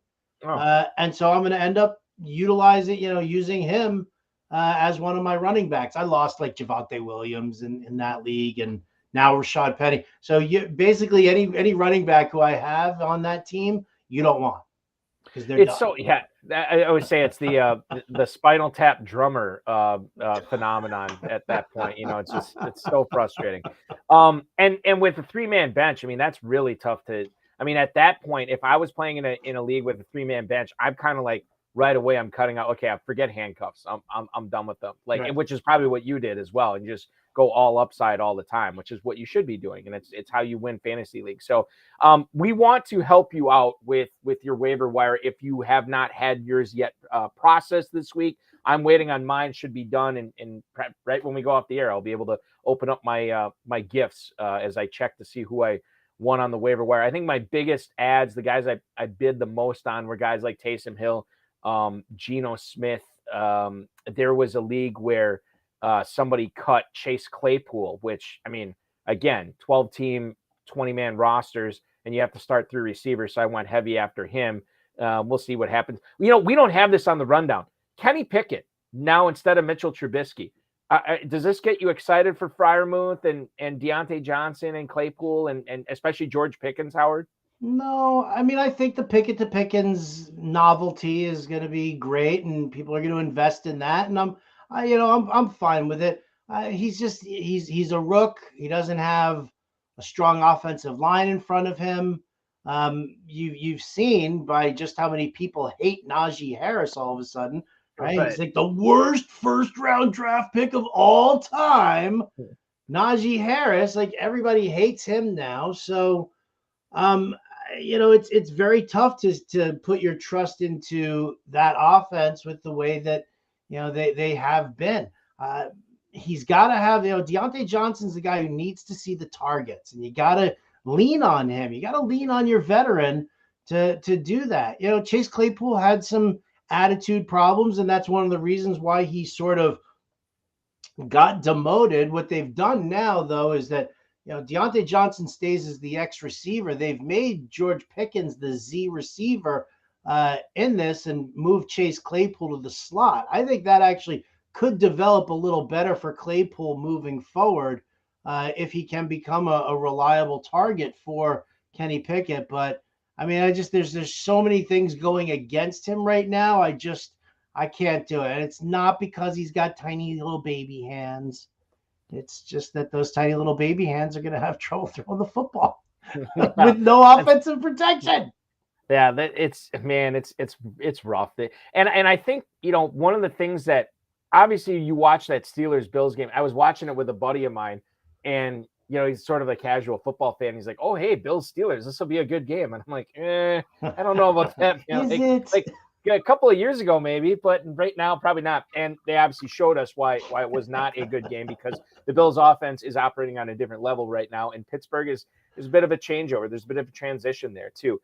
But I will say this, there could be several games this year, non-zero chance, where you are looking at an awful performance from the Steelers offense.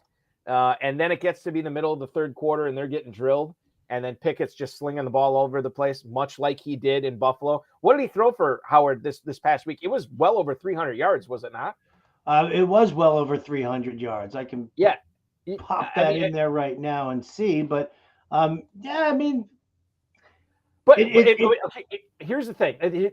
The point I want to make on this is that you could have several games where it may not feel good to start Chase Claypool or Freiermuth in some of these games, or even Pickens for that matter. But at the end of the game, you look at the box score.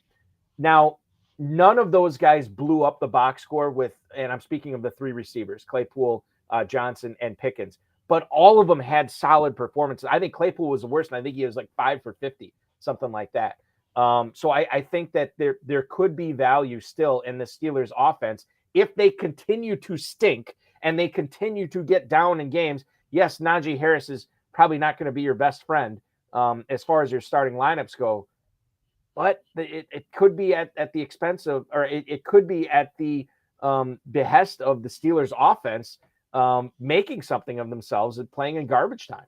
So, I mean, listen, garbage time counts as well, right? We know that. So how often did you make your bones on Blake Bortles to Allen Robinson in Jacksonville? Because I mean, that was the ultimate garbage time tandem. They were getting blown out. Bortles would end up throwing 2-3 touchdowns to Allen Robinson, who's coming down with 100+ yard games. It's fine. Is that really where you want to rely? That's to me, that's the problem, is that you can look at certain games and be like, okay, here you go. Right? They've got the Bucks coming up this week, and they could be throwing heavy in the second half just because they could be behind. Miami, I'm not so sure. It depends on who's quarterbacking. The Eagles, the Eagles could blow them out, and you could see like a whole bunch. But, you still look at some of these games and you think, well, they could be relatively competitive. Saints, Bengals, Colts, Falcons, Ravens. And there's nothing in there that like I can sit and identify and say, this is going to be a garbage time game. This is where you can get away with utilizing one of these Steelers receivers. And that, I mean, the thing is, Johnson is such a target hog, whether they're getting destroyed or whether it's a close game anyway. So I don't include him in this, but I think Claypool is the guy. He is the secret here. Are you ever going to feel good about starting him, regardless of if you think it's going to be a blowout or not? No, because you don't know how often Pickett's going to target him. But that said, as we alluded to at the start of the first hour, the bye weeks are upon us. And certainly, you could do worse than Claypool. If you are in a pinch and you need that extra flex, Claypool is probably better than a lot of the other options that, we're just hearing from John Lynn, who's on his waiver wire. And I know it's a super deep league, but you may not get better options than that. You don't have to feel great about every single start. You just have to make sure you get somebody filling those slots in there.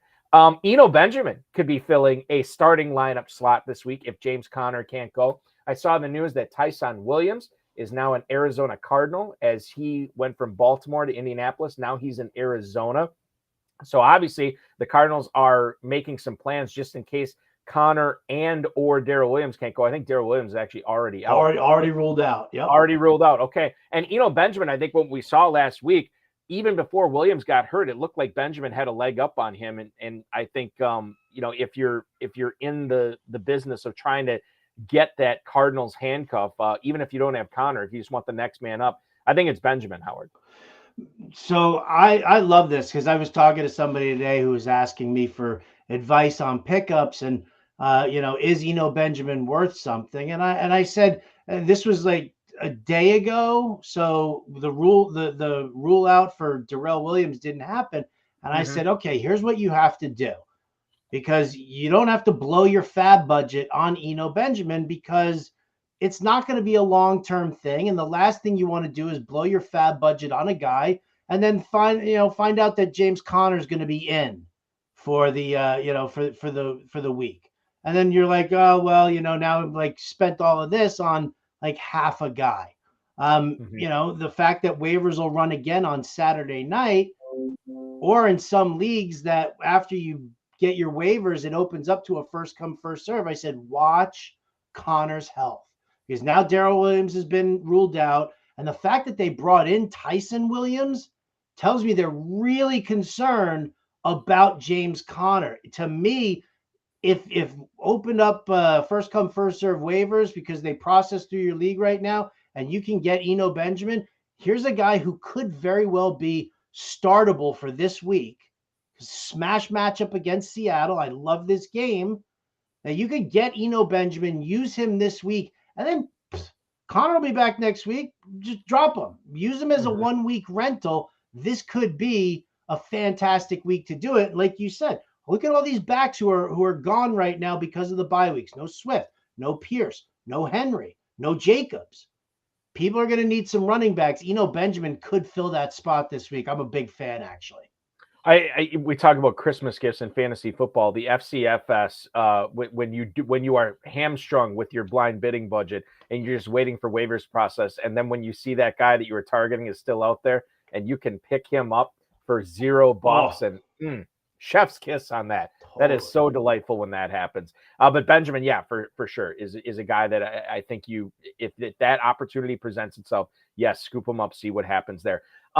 I don't know how you handled the Denver running back situation after Devonte Williams went down, Howard, but there was a lot of different lines of thought on there. A lot of people thought, okay, it's Melvin Gordon's backfield now because he was the clear backup to Devonte Williams, even sharing the backfield with him before. There were also a lot of people that said Latavius Murray, get him.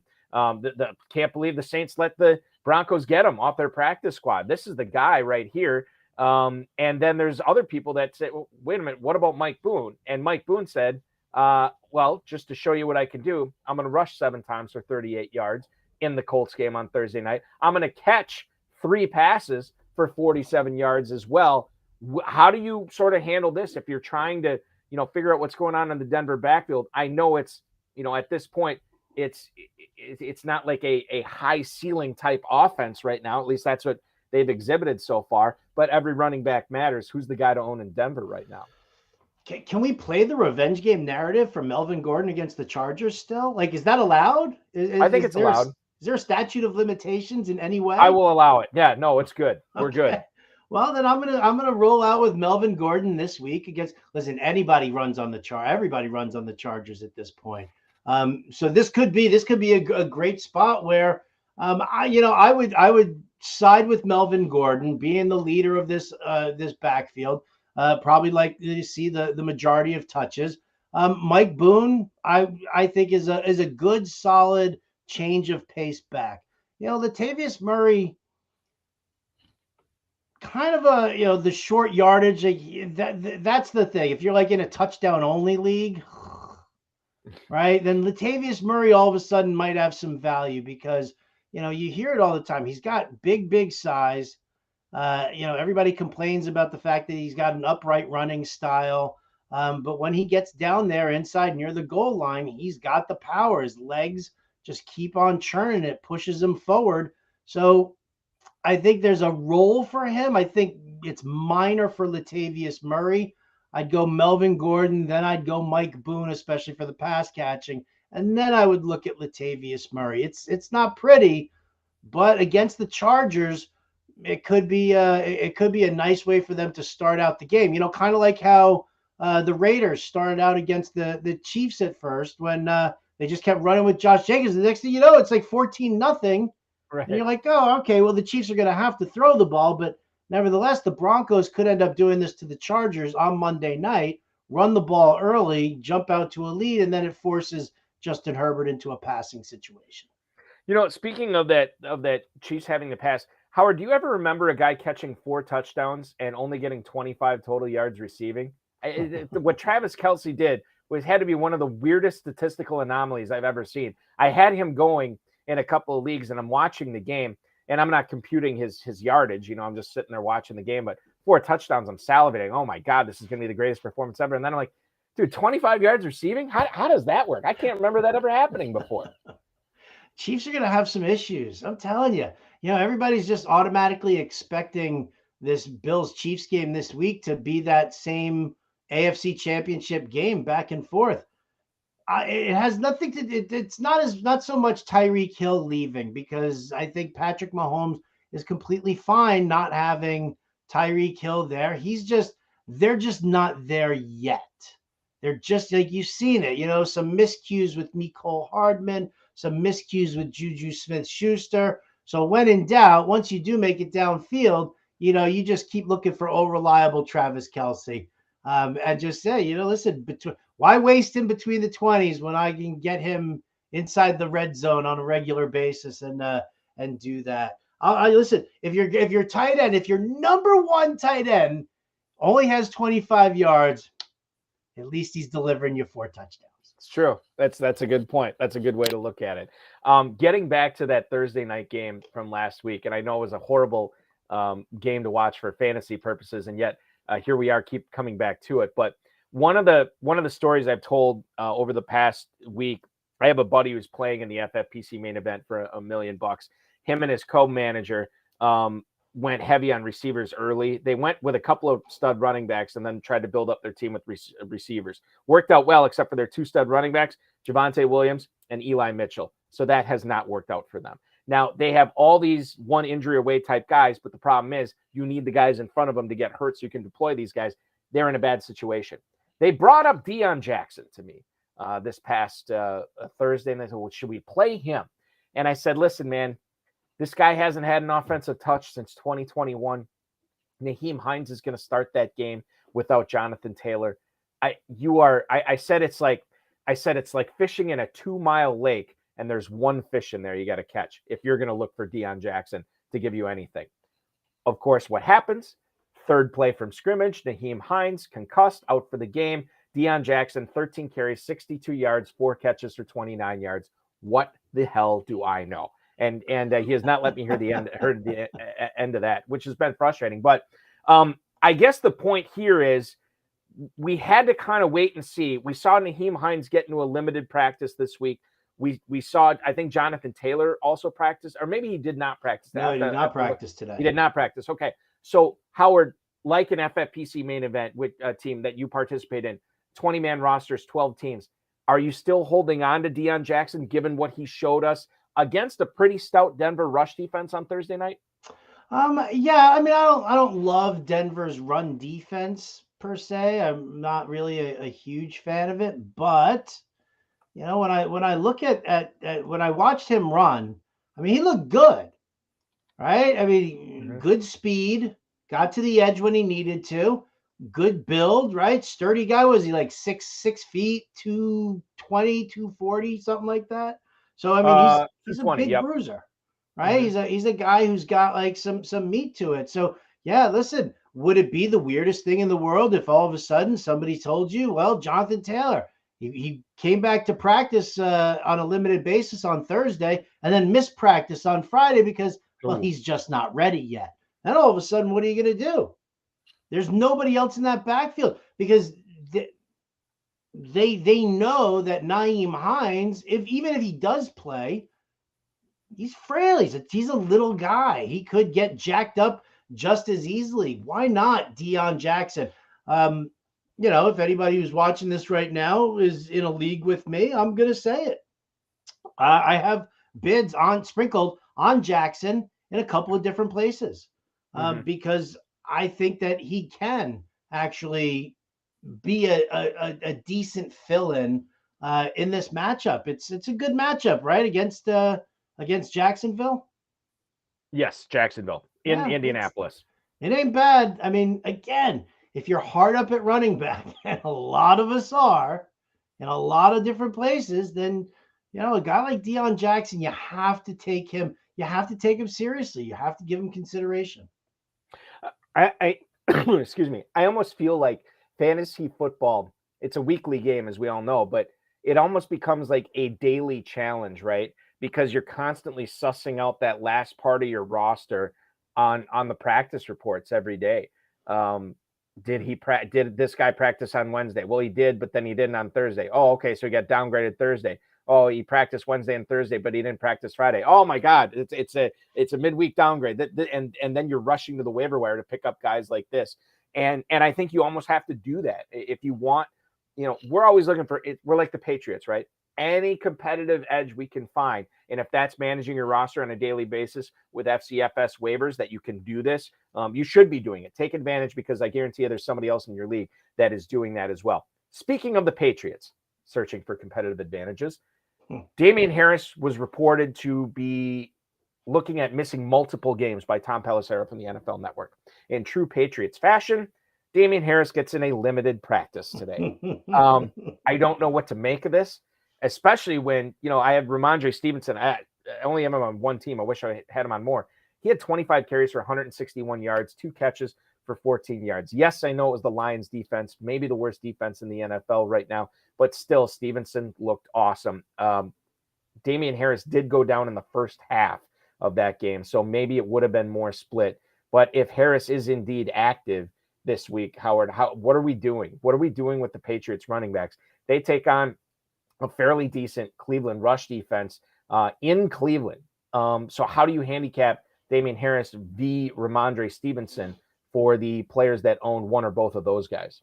I think if you this is not the situation where you can use both of them. Last week was, the week before was, you could get away with using both of them in your lineup and just kind of increase the floor depending on what you did. I actually did it in a couple of spots because I just, I was digging on it.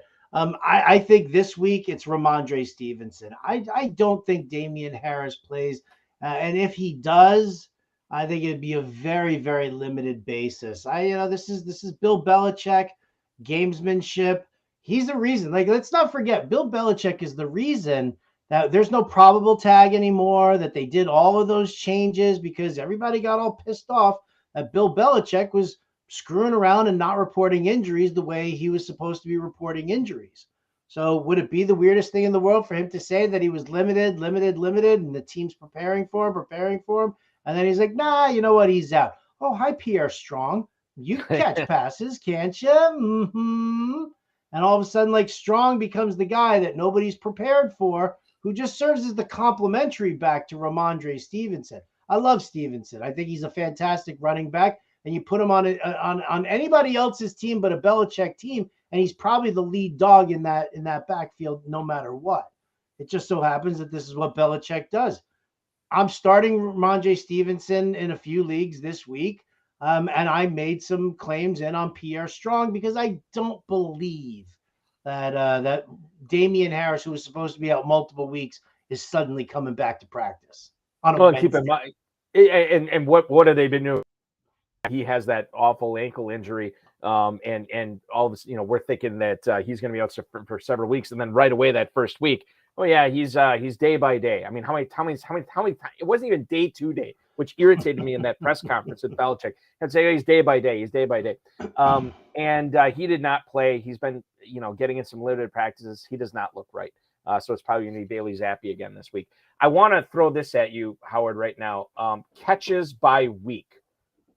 Week 1, 2. Week 2, 5. Week 3, 12. Week 4, 2. Week 5, 2. That is Russell Gage's output this season. 2, 5, 12, 2, 2. And that 12 catch on 13 target performance came against the Green Bay Packers in week 3 when Mike Evans, Chris Godwin, and Julio Jones were out of the lineup for Tampa. Is Russell Gage cuttable in deep leagues right now? Yeah, I think so. Tom Brady, routinely goes back to what he knows, and he's got Evans back. He's got Godwin back. He's the one who brought in Julio Jones.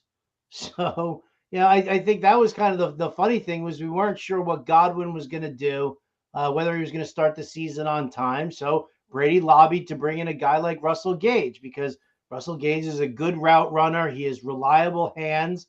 He's an okay asset. He's just not as talented as a Godwin or an Evans or even Julio Jones. So he's filler, right? I mean, he's a rich man's Scotty Miller. That's kind of his role on the team. Maybe they use him a little bit more now that Cameron Braid is out, and they're gonna have to. I don't know whether they want to give Otten like a real full look as a pass catcher. But yeah, I think if you need that roster space, you're looking for somebody who's got a kind of a higher ceiling profile for the rest of the year. I would cut Gage for him. Yeah, and I didn't want to do it because I know when free agency started, like Brady reached out and called Russell Gage, right? And that has been probably weighing too much on my mind. I've been putting too much stock in that. Because if you look at the numbers, he's just not getting it done right now. Evans is back. Godwin's back. We'll see about Julio Jones. But obviously, as you just mentioned, Cade Otton. And by the way, Leonard Fournette, who I believe just caught another pass. That brings him up to 42 catches in week 5. It's certainly a sterling performance for him catching the ball in the backfield. A sterling performance for the San Diego Padres here. Late update here that we're getting Jake Cronenworth has homered off of Blake Trinan in the top of the 8th. It is now 5-3 San Diego as the Padres look to even the NLDS up at 1 game apiece. Padres and Dodgers still going at it from Chavez Ravine. If there are any updates in the next half hour, we'll bring them to you here. Let's go rapid fire on a few start-sits here, Howard. Raheem Mostert looks like he has officially taken over that backfield in Miami. I'm surprised because I know a lot of smart high-stakes players who invested a lot in Chase Edmonds during draft season this year, and it looks like it's Mostert's backfield until he gets hurt, which let's face it, could be this week. And then Tony Pollard, a guy who's been sharing the backfield with Ezekiel Elliott. Elliott continues to get high volume and high value touches there in Dallas. If you have to make the choice this week between Pollard and Mostert, who's it going to be? Mostert, by the way, for the Miami Dolphins, gets the Minnesota Vikings at home. Tony Pollard this week, Sunday Night Football, should be a good one as he goes to Philadelphia to take on the undefeated Eagles. I'm leaning Mostert here. I'm in agreement with you on Mostert. Listen, Tony Pollard had the big flash with the 60-yard touchdown that we saw the other day. But, again, it's Zeke's backfield, and Zeke's getting the majority of touches. And Tony Pollard has just been – he's like A.J. Dillon, right? He's been given some opportunities, and sometimes he does well, sometimes he doesn't. But he's never crossing that threshold of supplanting Zeke to the point where even getting like a 50-50 share out of it. Mostert's taken over this backfield. Chase Edmonds, he like out-touched Edmonds 19-1 this past week.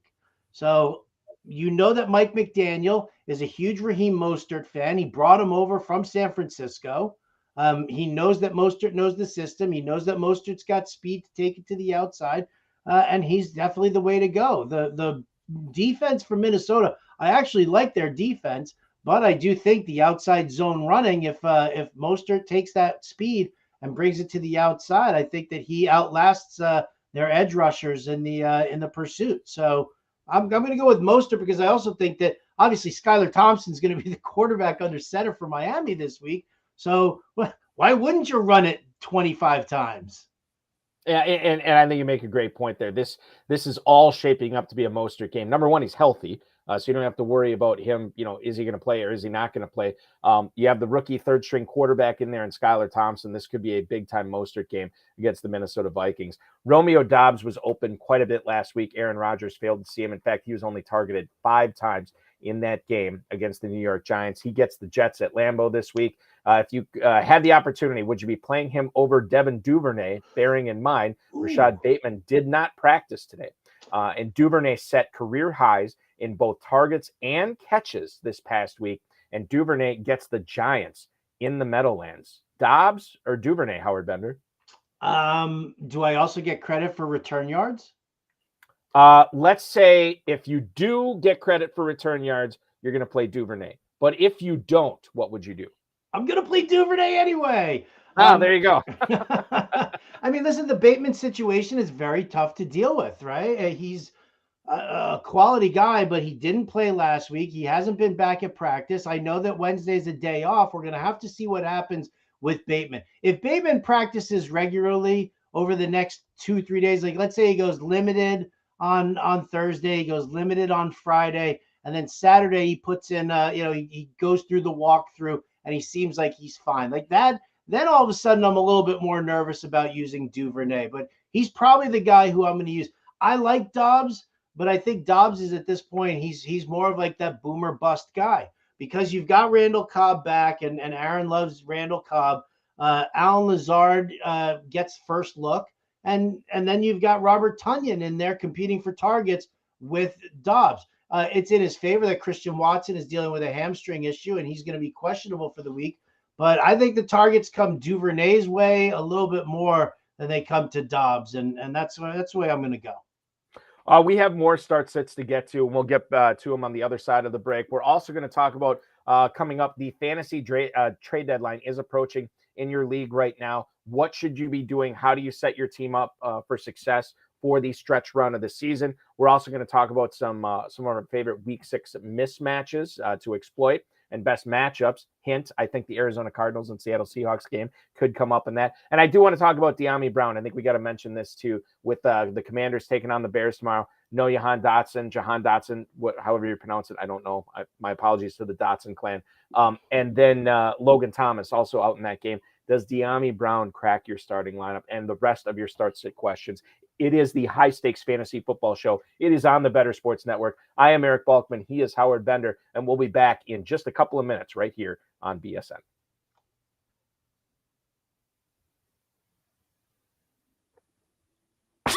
Make bets and follow your fantasy team while you buy, sell, and trade collectibles in real time. Only on Bettor Sports Network. We got to get a team in Honolulu. Like, what about that, Ray? You think Oakland? Like, nobody's talking about Honolulu for the Oakland A's to move to. How badass would that be to have a Major League Baseball team? Instead, they want to go to like where it's 120 degrees in the desert of Vegas. Right. Ray, they should pick up and go to Honolulu. That would be epic right there for the A's. They could go to Honolulu, and instead of playing 12 games against a team throughout the course of the year, you just play a 12-game set. Just get it done. What's the flight from the Bay Area? 4 hours? It's depending which direction you're going, it's 5.5. Okay, that's not terrible. You'd have to manage the schedule a bit. Right. But it's doable. Like, you play your West Coast games and then maybe you give an extra day. Like you play in San Francisco through Sunday. Mm-hmm. And then you have your Monday off. Everybody gets their Monday off and then they play, out in Hawaii for 4 games. Then they come back for the weekend. It's very similar time-wise for us in California, in the Bay Area, to go to Hawaii as it is to go to New York.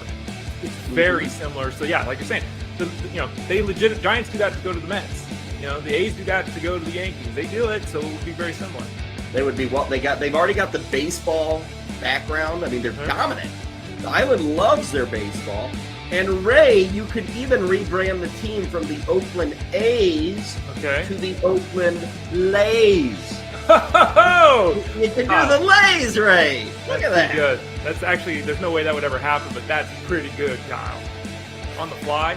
I'm giving away like free marketing right here. Good work. Right on the show. The plan is for them to stay here, but the fans hate them. I don't know if the city likes them. They can't. I mean, it's embarrassing. I don't know. The plan There's is a lot of land in Hawaii. Just think about the views, Ray, of the Pacific. It would put your crap ballpark in San Francisco to shame. Like, everybody thinks that's a good view. Right. They'd have like waterfalls and real palm trees and the Pacific Ocean. People Like, trolling fire in the seventh they inning would stretch. make the Giants Park look like, the vet in Philly. It would look that awful if they moved to Hawaii. And then you go to your flip-flops or shorts. They serve Mai Tais. They give lays away. The first 5,000 fans, whatever.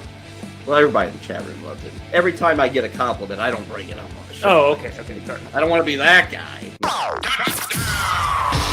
Call, chat, enter contests in real time. It's Sports Talk 3.0 with Bettor Sports Network.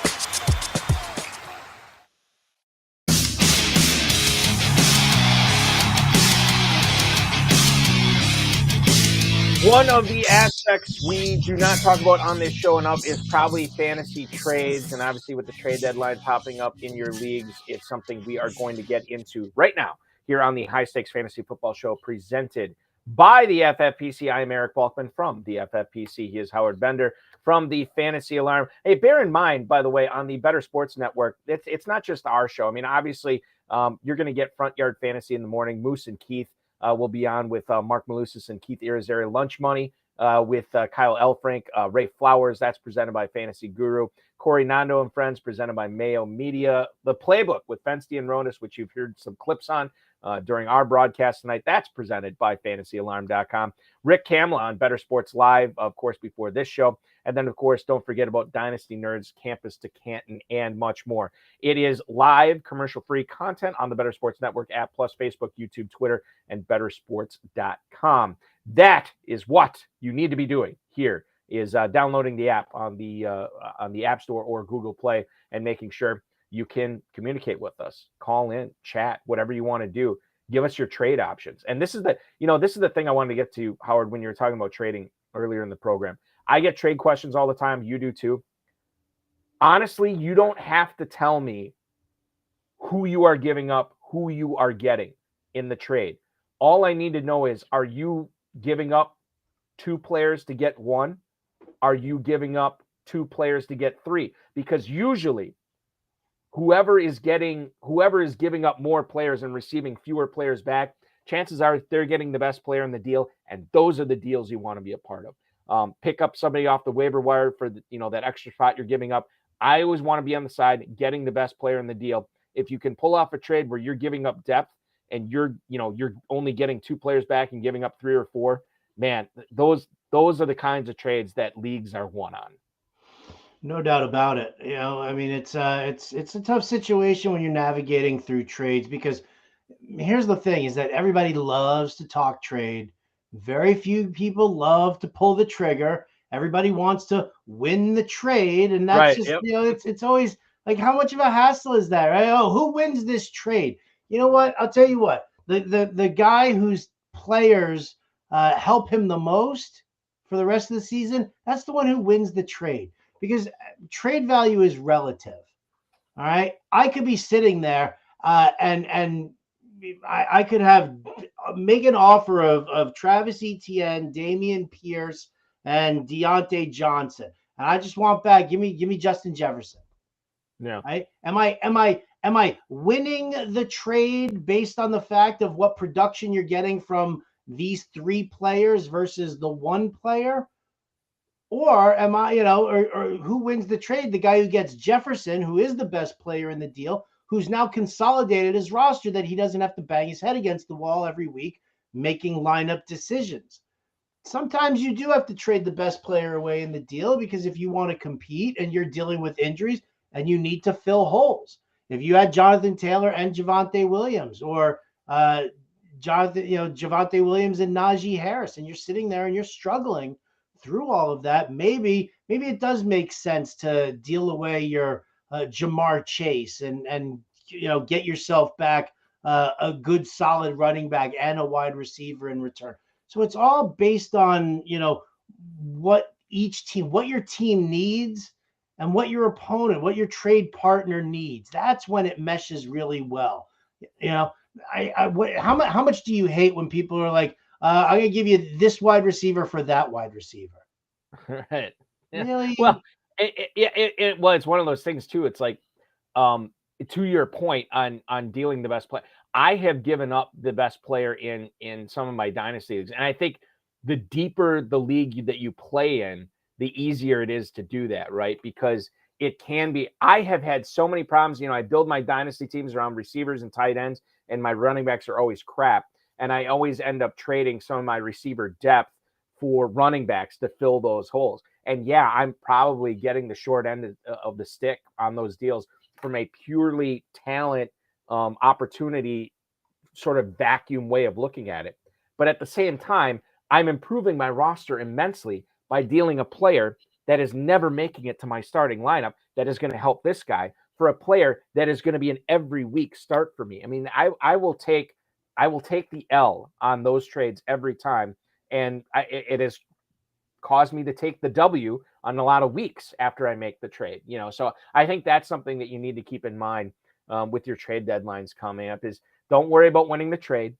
Don't necessarily worry about giving up the best player in the deal. It's like the banner they had up in the Office Space movie. Is this good for the company, right? That's what you have to look at. Is this trade good for my fantasy team? And I think that's, if you are basing your logic in answering that question with your trade, and if the answer is yes, then I think more often than not, you're making the right decision.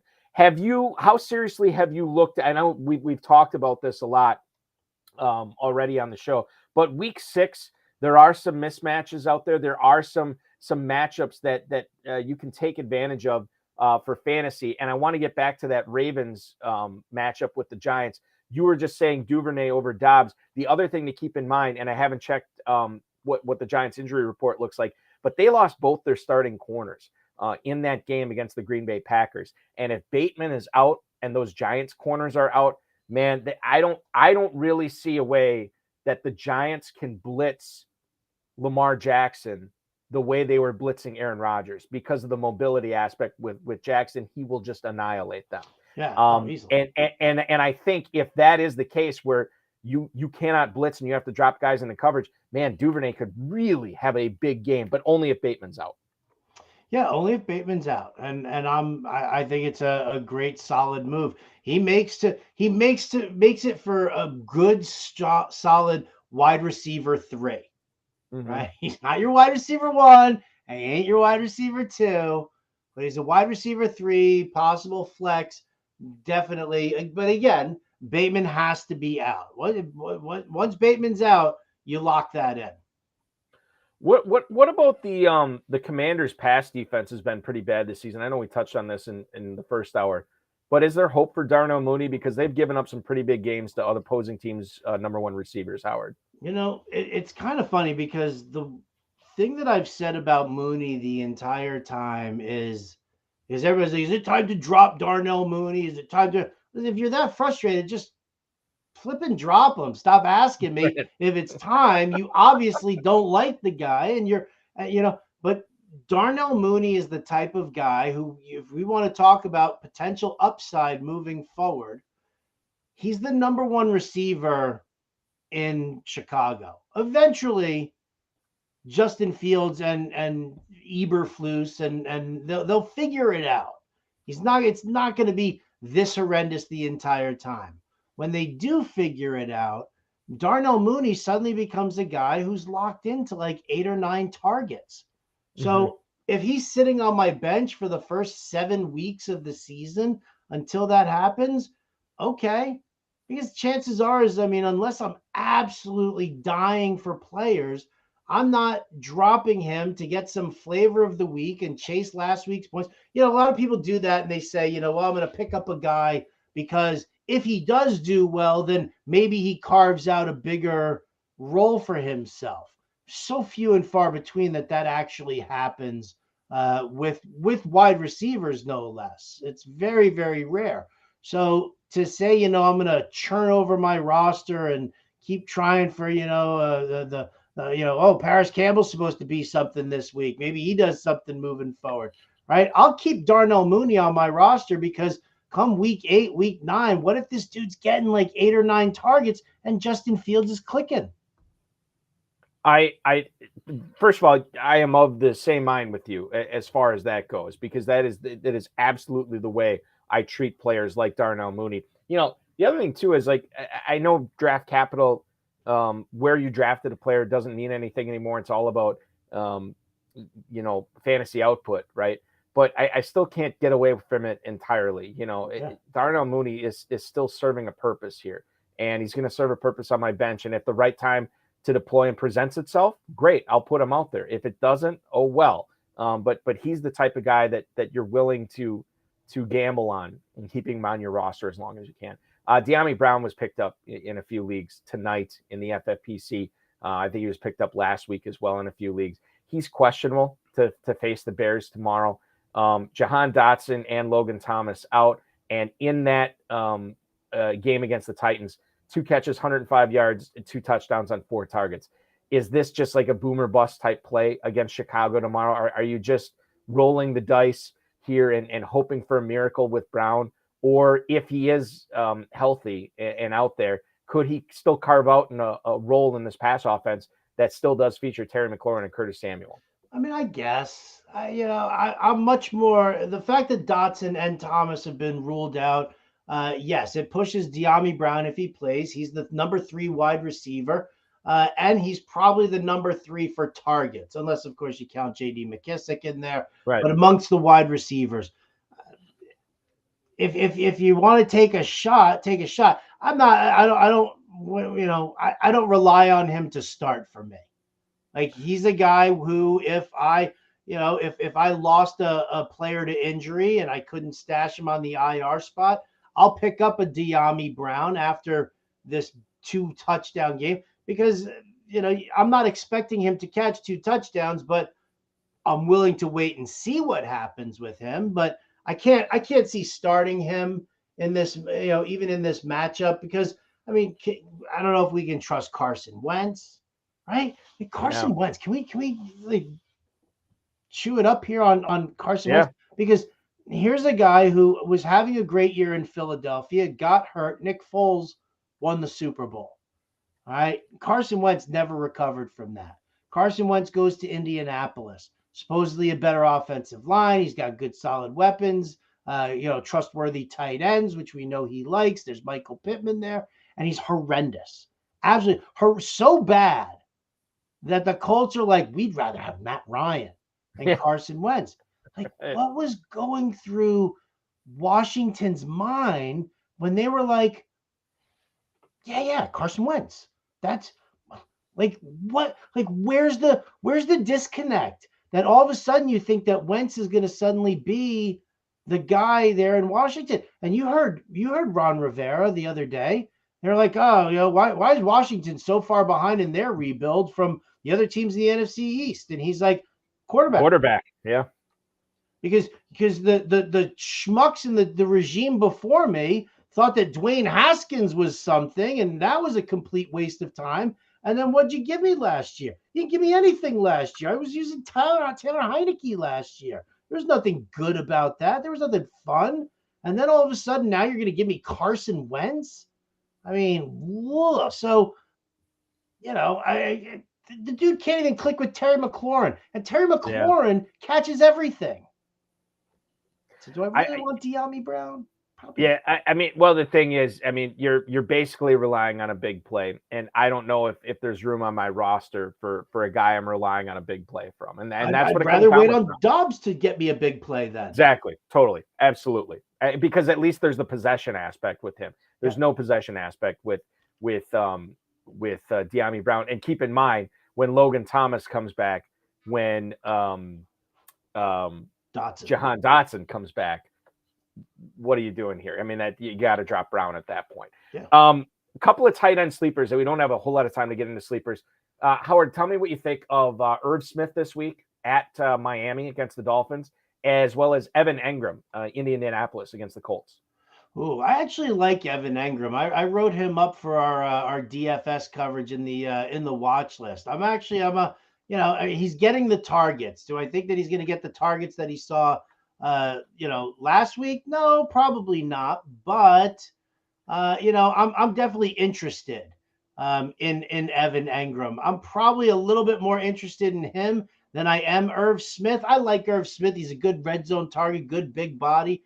I still feel like Kevin O'Connell is sort of getting things going. He's trying to find that balance between how much he's going to utilize Dalvin Cook in the ground game and how much he is going to throw, because I think he had huge aspirations to throw heavily often and just realized that you couldn't do that. I can't run exactly what I ran with the Rams in Minnesota. It's just, different personnel, and we'll see what happens. So I think Irv Smith needs a little bit more time to I don't know, get some seasoning in there. But Evan Engram again, yeah. I mean, Colts rank what? They've given up like the 5th or 6th most fantasy points to the tight end per game. So I'd probably lean Engram.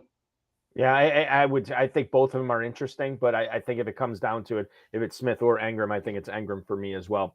We're running out of time. I want to do 2 start sits here with you, Howard, and they're both involving the Minnesota Vikings. We spent the better part of the show talking up Geno Smith. What if you're facing a decision? Geno Smith against the Arizona Cardinals or Kirk Cousins in Miami against the Dolphins? I love Kirk Cousins, but I'm going to give me Geno Smith in this matchup. Wow. I mean, we talk about investing in this Seattle Arizona game. I'm fine with it. You don't know who from Minnesota is going to go down to Miami and catch a little of the Miami flu, right? Oh, yeah, that's a good point. Good thinking. All right, so the other one I want to bring up, also in Miami, Adam Thielen, or the dude who caught seemingly everything thrown to him by Bailey Zappi last week, and that was Jacoby Myers. Myers this week for the New England Patriots will be facing, is that a 1:00 game? Yeah, it is a 1:00 game in Cleveland. Which one do you like better between Myers and Thielen? Oof, that's a lot closer, but I'll take Jacoby Myers in this one here, especially if Denzel Ward is out. He's been dealing, I believe, with a concussion. So Denzel Ward is out. They're not sure if Greedy Williams is going to be back, so they could end up with some coverage issues there in Cleveland. I'll take Jacoby Myers as the only guy that Bailey Zappi knows how to throw to. Yeah, and I always look at it this way, too. I mean, you're talking about a number 1 receiver versus a number 2 receiver. There's a possibility that Jefferson goes off again and Thielen's relegated to like a 4 for 40 game. Jacoby Myers, the question has never been output for him. It's been health. And when he's healthy out there, he's going to catch a lot of balls, and he could turn in a 100-yard game and a touchdown as well. Hopefully we helped you out with that. And Howard Bender, I cannot thank you enough for carving out some time in your busy schedule to make some time to come on the Bettor Sports Network on the High Stakes Fantasy Football Show. Give our viewers where they can the opportunity where they can get more Howard Bender in their life. Go to fantasyalarm.com. You can find my work over there. I'm doing a lot of NFL DFS stuff. You can listen to me on SiriusXM Fantasy Sports Radio from 5 to 7 p.m. Eastern with me and the GM Jim Bowden. You can read me in the New York Post also on the weekends. Well, Tuesdays also. So there you have it. I think that covers it. Follow me on Twitter at RotoBuzzGuy. That was the only other one I was going to bring up, at RotoBuzzGuy on Twitter. You are the man, Howard Bender. We will do this again at some point this season. Thank you so much, sir. Thank you. That will do it for tonight. I want to thank Howard Bender. I want to thank our great producers, Tyler Soto and Sean Engel. We are back next Wednesday at 10/9 Central with the 33rd team's Josh Larkey. He'll be joining us. Remember to play the FFPC Weekly Challenge at myffpc.com. It is going off there. No draft, no salary cap. Choose your 10 players, choose your 12 players, whichever format you want to play. No kickers or defenses, or with kickers and defenses. And you can have the opportunity to win a 2023 FFPC main event entry. Don't forget to download the Bettor Sports Network app, which is at the App Store as well as Google Play. Make sure that you are getting involved in all the shows that we have here. And don't forget, Front Yard Fantasy is up next. Thanks for watching, everybody.